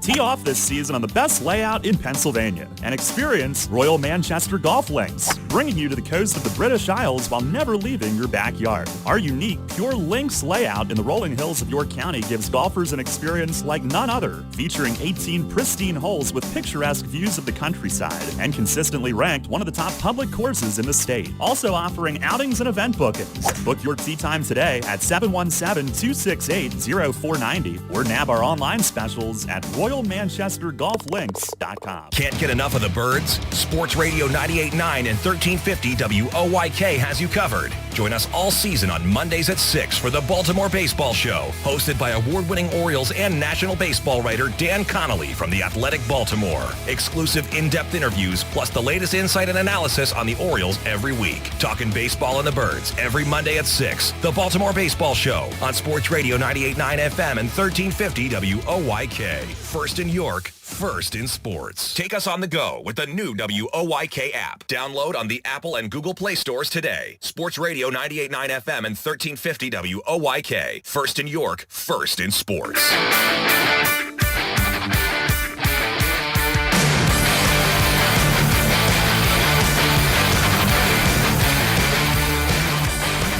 Bottom of the 8th, 13-2. Lexington's blown it open. And right-hander Sean Blackwell is their new pitcher. Pitching change brought to you by Maple Donuts. Top of the order with Darian Sanford leading things off. Blackwell in 5 outings, 2-1 with a save and a blown save. He's been pretty active in the decision department, 6.75 ERA. First pitch to Sanford is outside. He's gone 4 innings, only 1 hit given up, but it was a home run. And he's walked 4. He's allowed 4 runs, 3 earned. He deals. Fastball, it is low.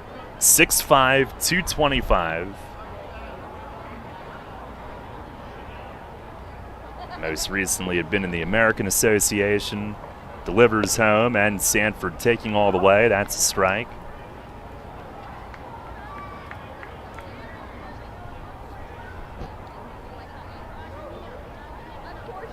The 2-1. Breaking ball outside. He is from League City, Texas. And out of high school, drafted by the Rangers, 24th round in 2009. 3 years in their system. Delivers, and it is in tight. Now Sanford walks for the second time tonight. Gives him 18 for the year, right up near the top of the league.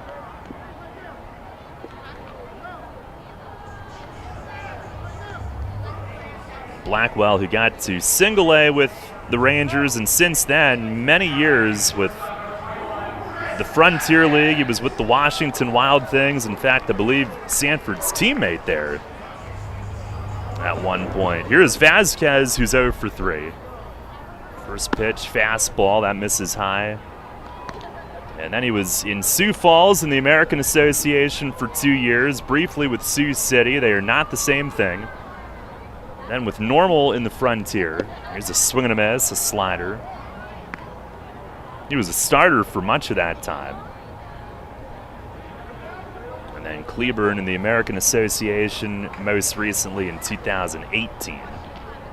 Pitch to Vasquez, breaking ball, it's a called strike. Tonight 0 for 3, 2 Ks and a double play. Pitch. It is a called third strike. High slider. And Vasquez is rung up. Take a look at games from elsewhere tonight.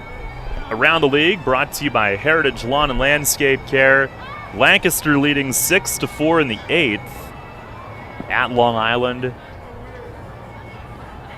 Ray, is it just me, or does it feel like it's been like 3 days since Lancaster was here? That was last night. It feels like we went through a lifetime in that 8th inning between the comebacker off Bell and the long innings that continued to follow that. It does seem like it's been a bit since Lancaster came to town, even though it was just less than 12 hours ago. Here's Castro. First one is taken low. If they win that game, they will go into first place by half a game. Gastonia and West Virginia tied at 6 in the 6th. As Castro lays off a little low. Another big night for Carlos, 2 for 3 with a home run. 4th home run, league leading 21st run batted in.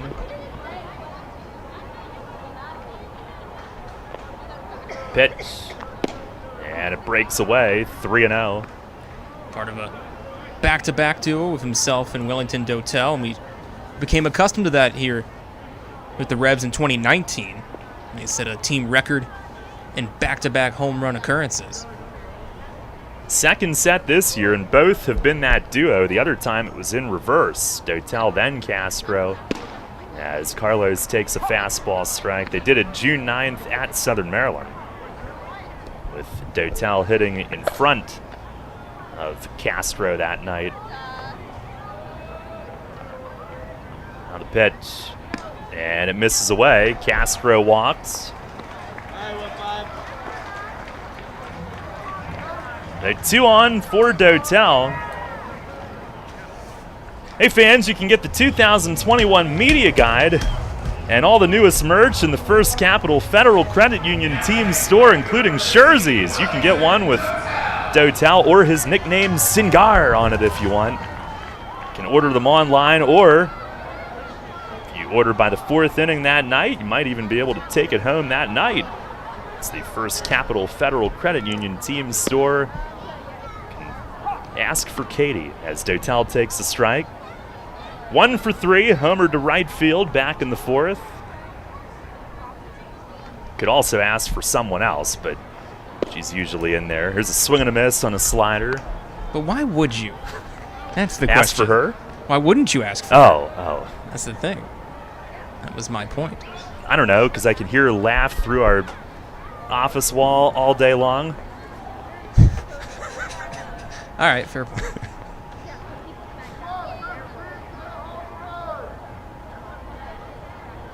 Blackwell to pitch, swing and a miss, slider. I think he threw 3 of them and gets Dotel on 3 pitches. Well, MLB won't like this inning. Walk, strikeout. And JC Encarnacion will try to put something in play. I think every time there's a true outcome, Rob Manfred just reacts in some weird manner. I know, I'm looking for it. Maybe his gap gets a little wider. First pitch, and it misses away. The other game tonight, bottom of the 7th, High Point leads Southern Maryland 4-3.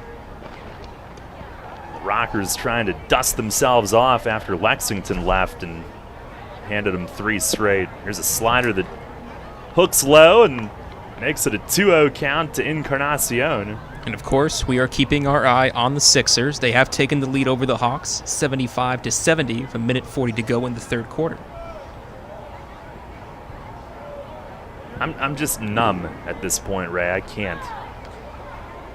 It's the 2-0 fastball. It is a strike on the outer edge. Seth Curry, not Steph Curry. Seth Curry going off, 22 points. Okay, I'm glad somebody showed up. Trae Young with 26. You could have left it. Good news, bad news. Got to even it out. It's the 2-1. Slider breaks wide.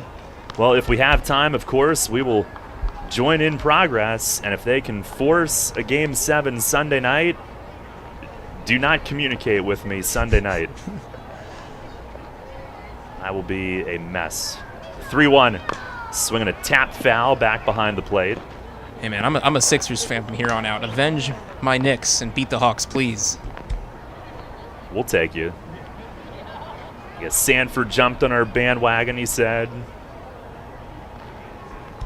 Polo, no. He's just a hater every day. Are the Sixers going to lose? I don't know, maybe. There's the 3-2. Swinging a fly ball, right field. It's shallow. Aklinski coming in. It's going to be Phillips going out from second, who makes the call and the catch and then rolls it for Aklinski to pick up on the way in. No runs, no hits, 2 men left. And we'll go to the 9th here tonight. Lexington on top, 13-2. Spring is in the air, and Harvey's Rental can get you prepared for what's ahead. With the biggest selection of steel products on the market, Harvey's Rental will get you set for your next home project. From lawn and garden equipment, pressure washers, post hole diggers, and more, Harvey's Rental has it all. Have a special get-together or graduation coming up? Harvey's Rental has what you need to make your party memorable. Visit them in person at 1409 South George Street in York or online at harveysrental.com. When you work with an independent insurance agent, you put the power of choice to work for you. Independent agents know several companies and their coverages, which means more options. And because companies like Donegal Insurance Group use the independent agent system, you not only get quality insurance, you also save money. The independent insurance agent system. Discover the power of choice. Contact Kochman Kunkel Insurance at 717-854-0300 or stop in at 3217 East Market Street, York. Locally owned and operated by Pam and Rudy Kochman. Kochman Kunkel Insurance. We here at Sports Radio 98.9 FM and 1350 WOYK are thinking about expanding our programming, so let me bounce some ideas off of you. How about we air some Southern Maryland Blue Crabs games? It's the worst thing I've ever heard. How about the Long Island Ducks? It could be anything really, but that is horrible. How about the Barnstormers? To replace it with anything would be horrible, but this stuff is even worse than horrible. Okay, we get it. Sports Radio 98.9 FM and 1350 WOYK, your home for the York Revolution. You're on York's home for Sixers basketball. Sports Radio 98.9 FM and 1350 WOYK. First in York, first in sports.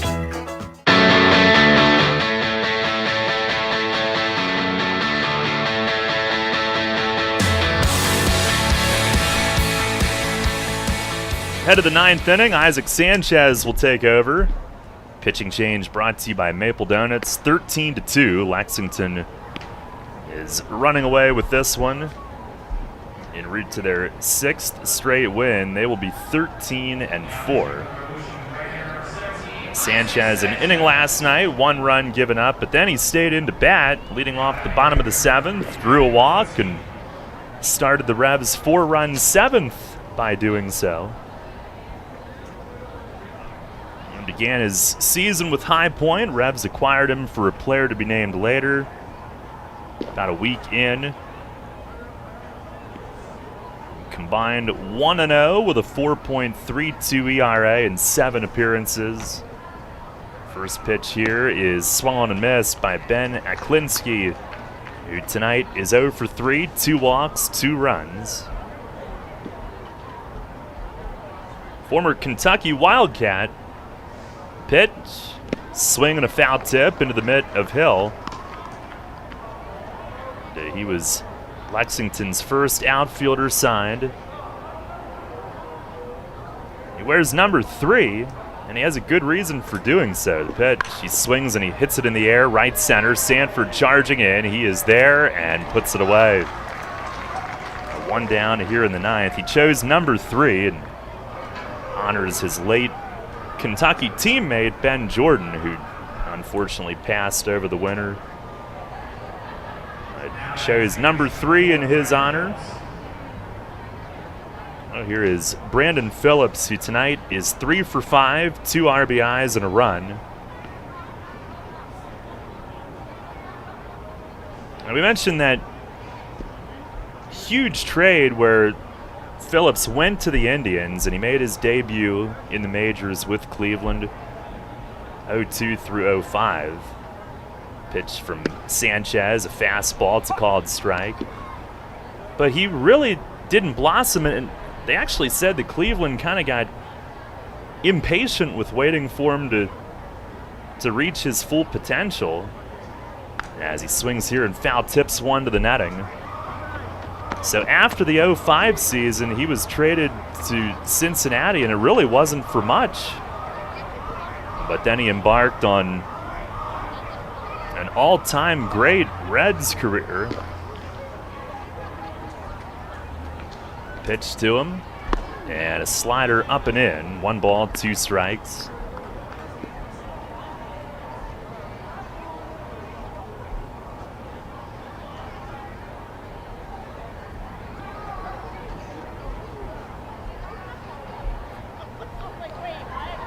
Pitch, and he swings, pops it up foul, backing out of play. He was traded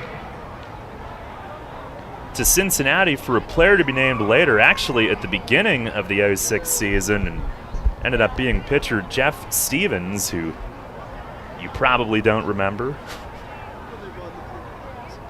currently a scout for the Orioles. Pitch, and a swing to line drive, straightaway center, right at Sanford, who tiptoes in and squeezes it. And that's out number 2. Phillips, a 3-for-6 night.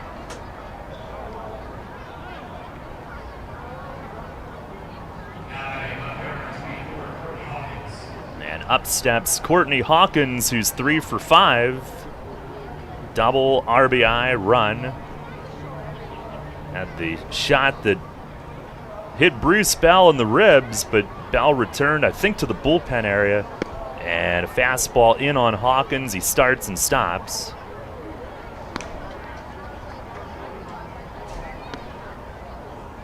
I mean, I'm just glad he didn't have to be stretchered off as hard as he was hit. The 1-0. Oh, man, Hawkins gets beamed, but I think it was a glancing blow. It hit him up near the pec, and ricochets away. I mean, it certainly wasn't intentional either as a response to the comebacker off of Bell, just a missed pitch inside. Now a 2-out base runner, Jordan Pacheco, the hitter.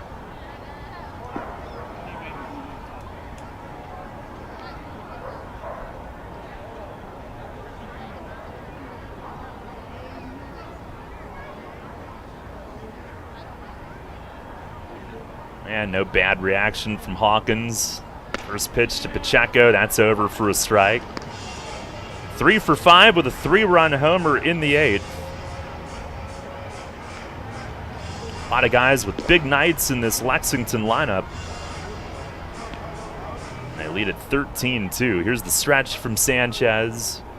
The 0-1, and a swing and a pop-up toward the Revs dugout. Hill is over, and on the on-deck circle, he went a step too far. Reached back and could not get a glove on it. And Pacheco stays alive. Hill and Castro both getting there about the same time. And Tyler took about a step and a half too much. No balls, 2 strikes.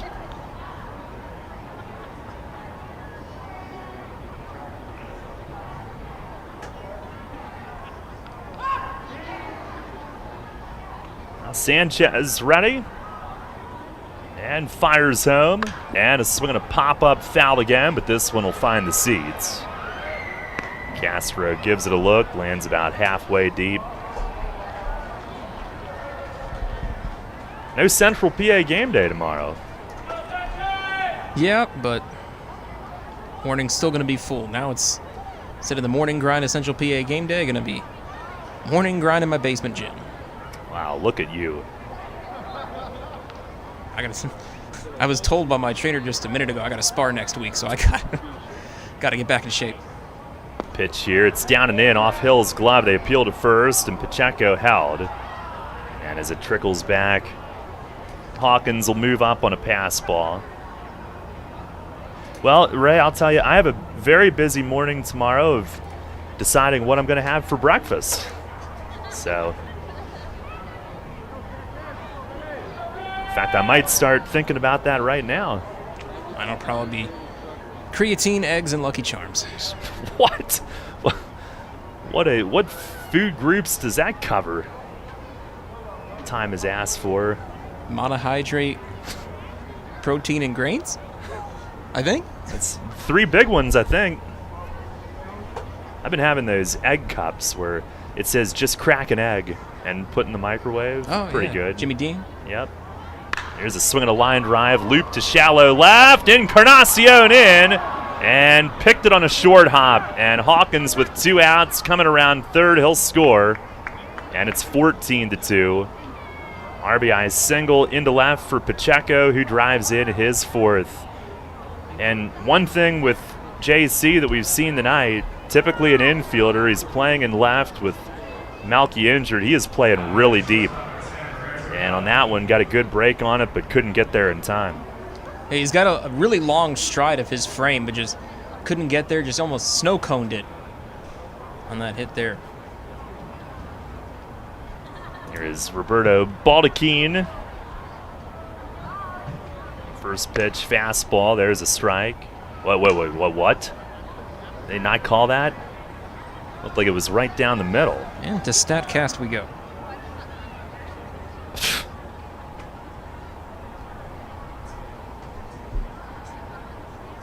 You know what? It must have been buffering again. That must be, it's always the buffering. Here's a swing and a miss. Fastball at 90.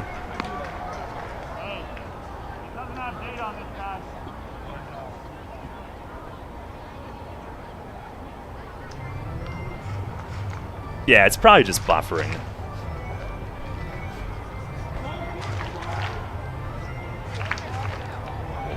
Call for service. Here's the 1-1. Fastball, that is up and in. Actually, we'll call for service, and then we'll answer all the prompts on the phone, and then we'll be transferred to a different department, and then we'll get hung up on. And then when you finally are able to schedule an appointment, they won't be able to come out till 3 weeks. Right. So maybe in 3 weeks it'll be on the up and up. The 2-1, swung on, hit in the air, center field. Sanford back on this, deep. Onto the track and reaches up and he runs it down. Saves a run.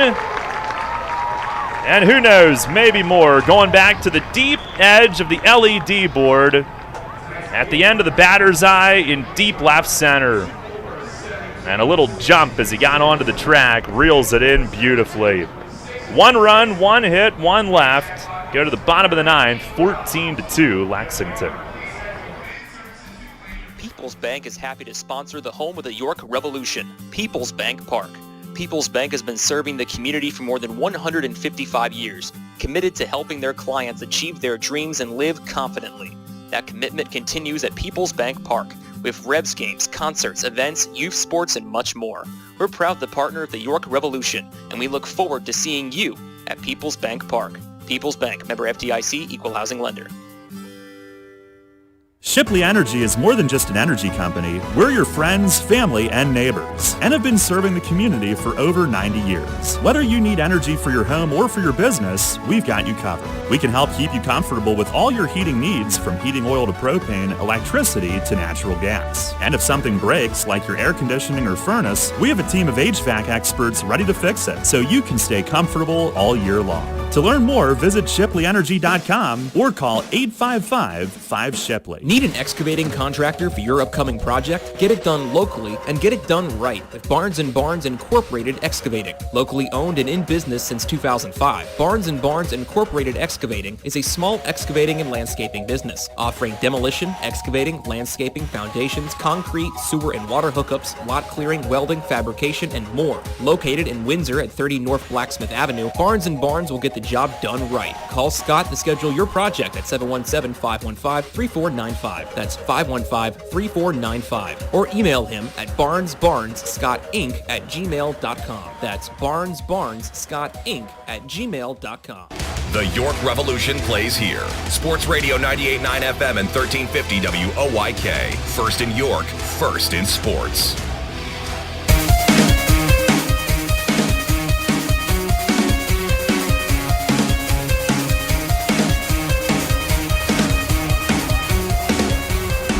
Head to the bottom of the 9th inning, 14-2. Lexington leading this one. Right-hander Brian Quillens, the new pitcher. A pitching change brought to you by Maple Donuts. 25-year-old from Augusta, Georgia. Revs with Dundon, Espinal, and Hill coming up. For Quillens, this is his 4th appearance. 3 innings, 2 runs so far. In limited action. Still finishing his warm-ups. Again, if we have time, we'll join the Sixers in progress. And then I'll go into a panic until that game finishes.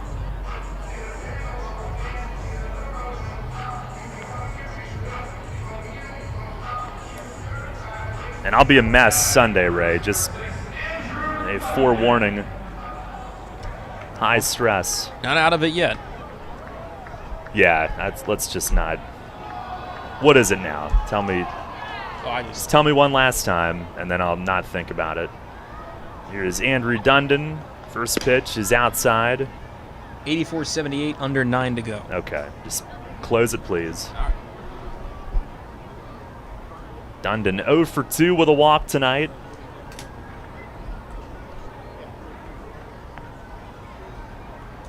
Here's the 1-0. Fastball, that's low and away. But called a strike. It probably, in Brian's earpiece, probably said, strike! Sounds like Dave and Buster's. There's the 1-1. And a swing and a ground ball to shortstop. Right there to pick it is Baldachin. And on the move, he'll toss it across to first. 1 down. Quillens from Eastern Kentucky University.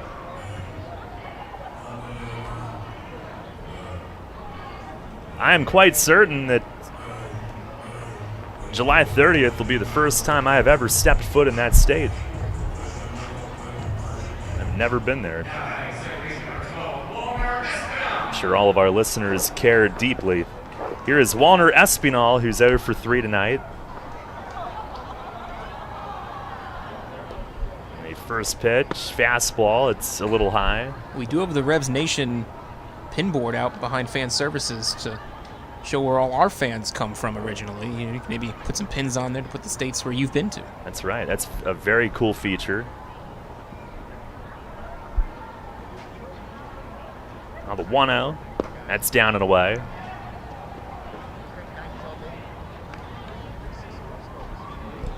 And Quillens made 3 starts in the United Shore League in 2019. That was his only prior pro experience for the West Side Woolly Mammoths.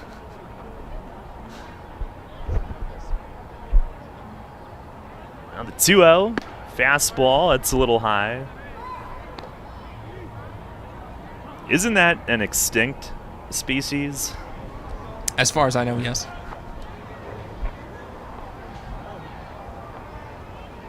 Only 3-0 pitch, taking all the way. That's a fastball for a strike. Big fan of the Ice Age movies, by the way.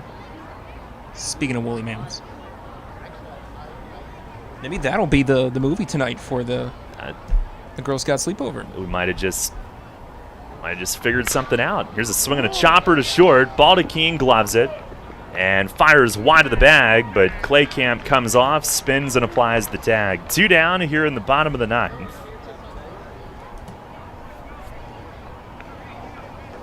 I'm very curious what they'll choose.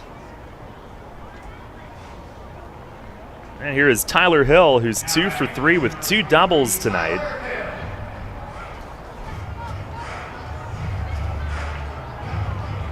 It's his first multi-hit game.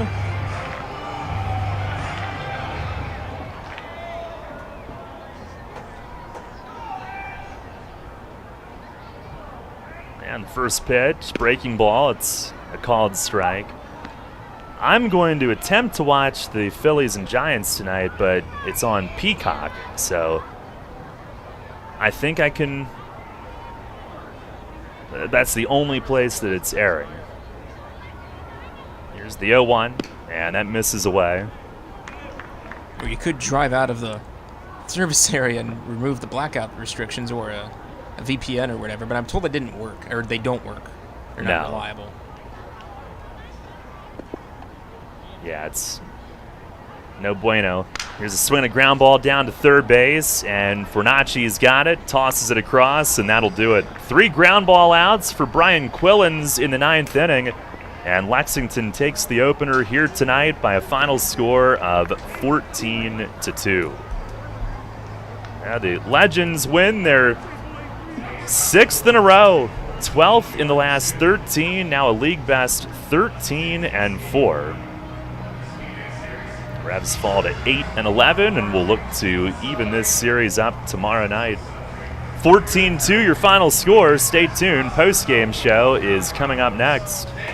I'm here with Kevin Smith from Smith Wealth Advisory Group of Janney Montgomery Scott, who was recently named by Forbes and the Financial Times as one of the best financial advisors not only in the state, but also in the country. Kevin, explain the meaning of your group's tagline, a wealth of knowledge about wealth. We've built our reputation as one of the premier wealth advisors in the country for many reasons, not the least of which is our vast expertise about wealth in all its meanings and forms. Although traditionally wealth is viewed in a monetary context with all the challenges that entails, which we're fully equipped to address, true wealth has little to do with money. To me, being wealthy is more a state of mind centered upon happiness and contentment. It's memories and experiences with friends, family, and those you love. It's finding meaning and purpose, pursuing passions, chasing dreams, and embracing life for all it has to offer. That's the type of wealth our clients long for and that we help them achieve. You've noted that your group is guided by a quote by Henry David Thoreau, wealth is the ability to fully experience life. Tell me more about that. It's so true. Being wealthy is really about experiencing the richness of life itself. When you think about it, it's not ultimately money that matters, but what money can do. We help our clients educate their children and grandchildren so that they can have promising futures. We help them retire comfortably, support worthwhile causes, and endow meaningful legacies. We help them age with dignity and so much more. For all your financial planning, investment, and wealth management needs, contact Smith Wealth Advisory Group at 779-2769 or at smithwealthadvisory.com. Smith Wealth Advisory Group, helping you fully experience life. Janney Montgomery Scott LLC, member NYSE, FINRA, and SIPC. Get the latest on the Orioles with the Baltimore Baseball Show, hosted by Dan Connolly.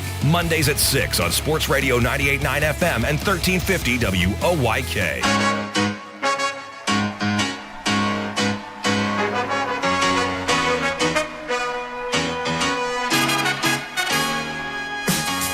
Revs fall tonight, 14-2 is your final score. Legends take the opener here this evening.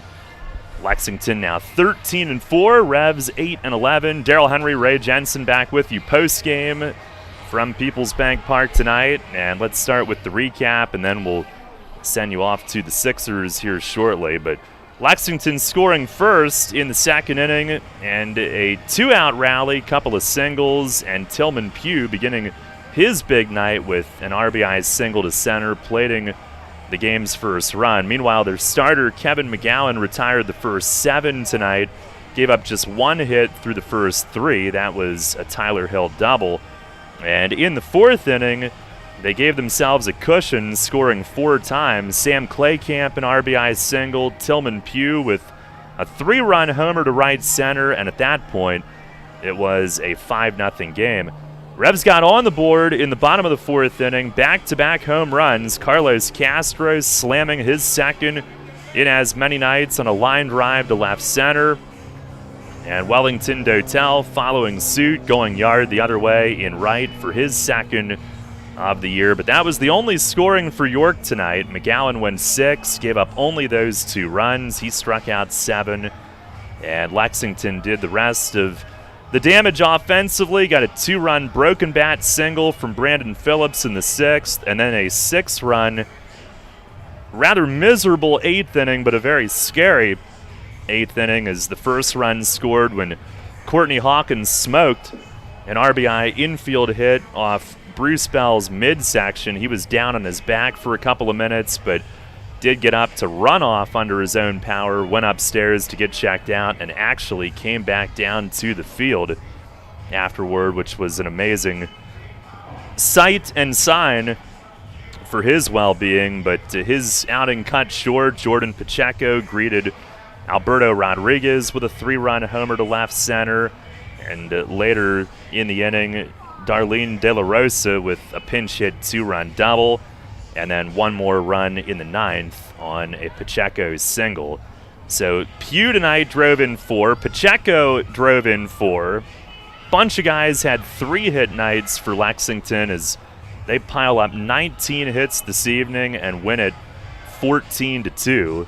That's your recap tonight. We'll take one final break, check the scores from elsewhere, and then on to the Sixers coming up here on Sports Radio 98.9 FM and 1350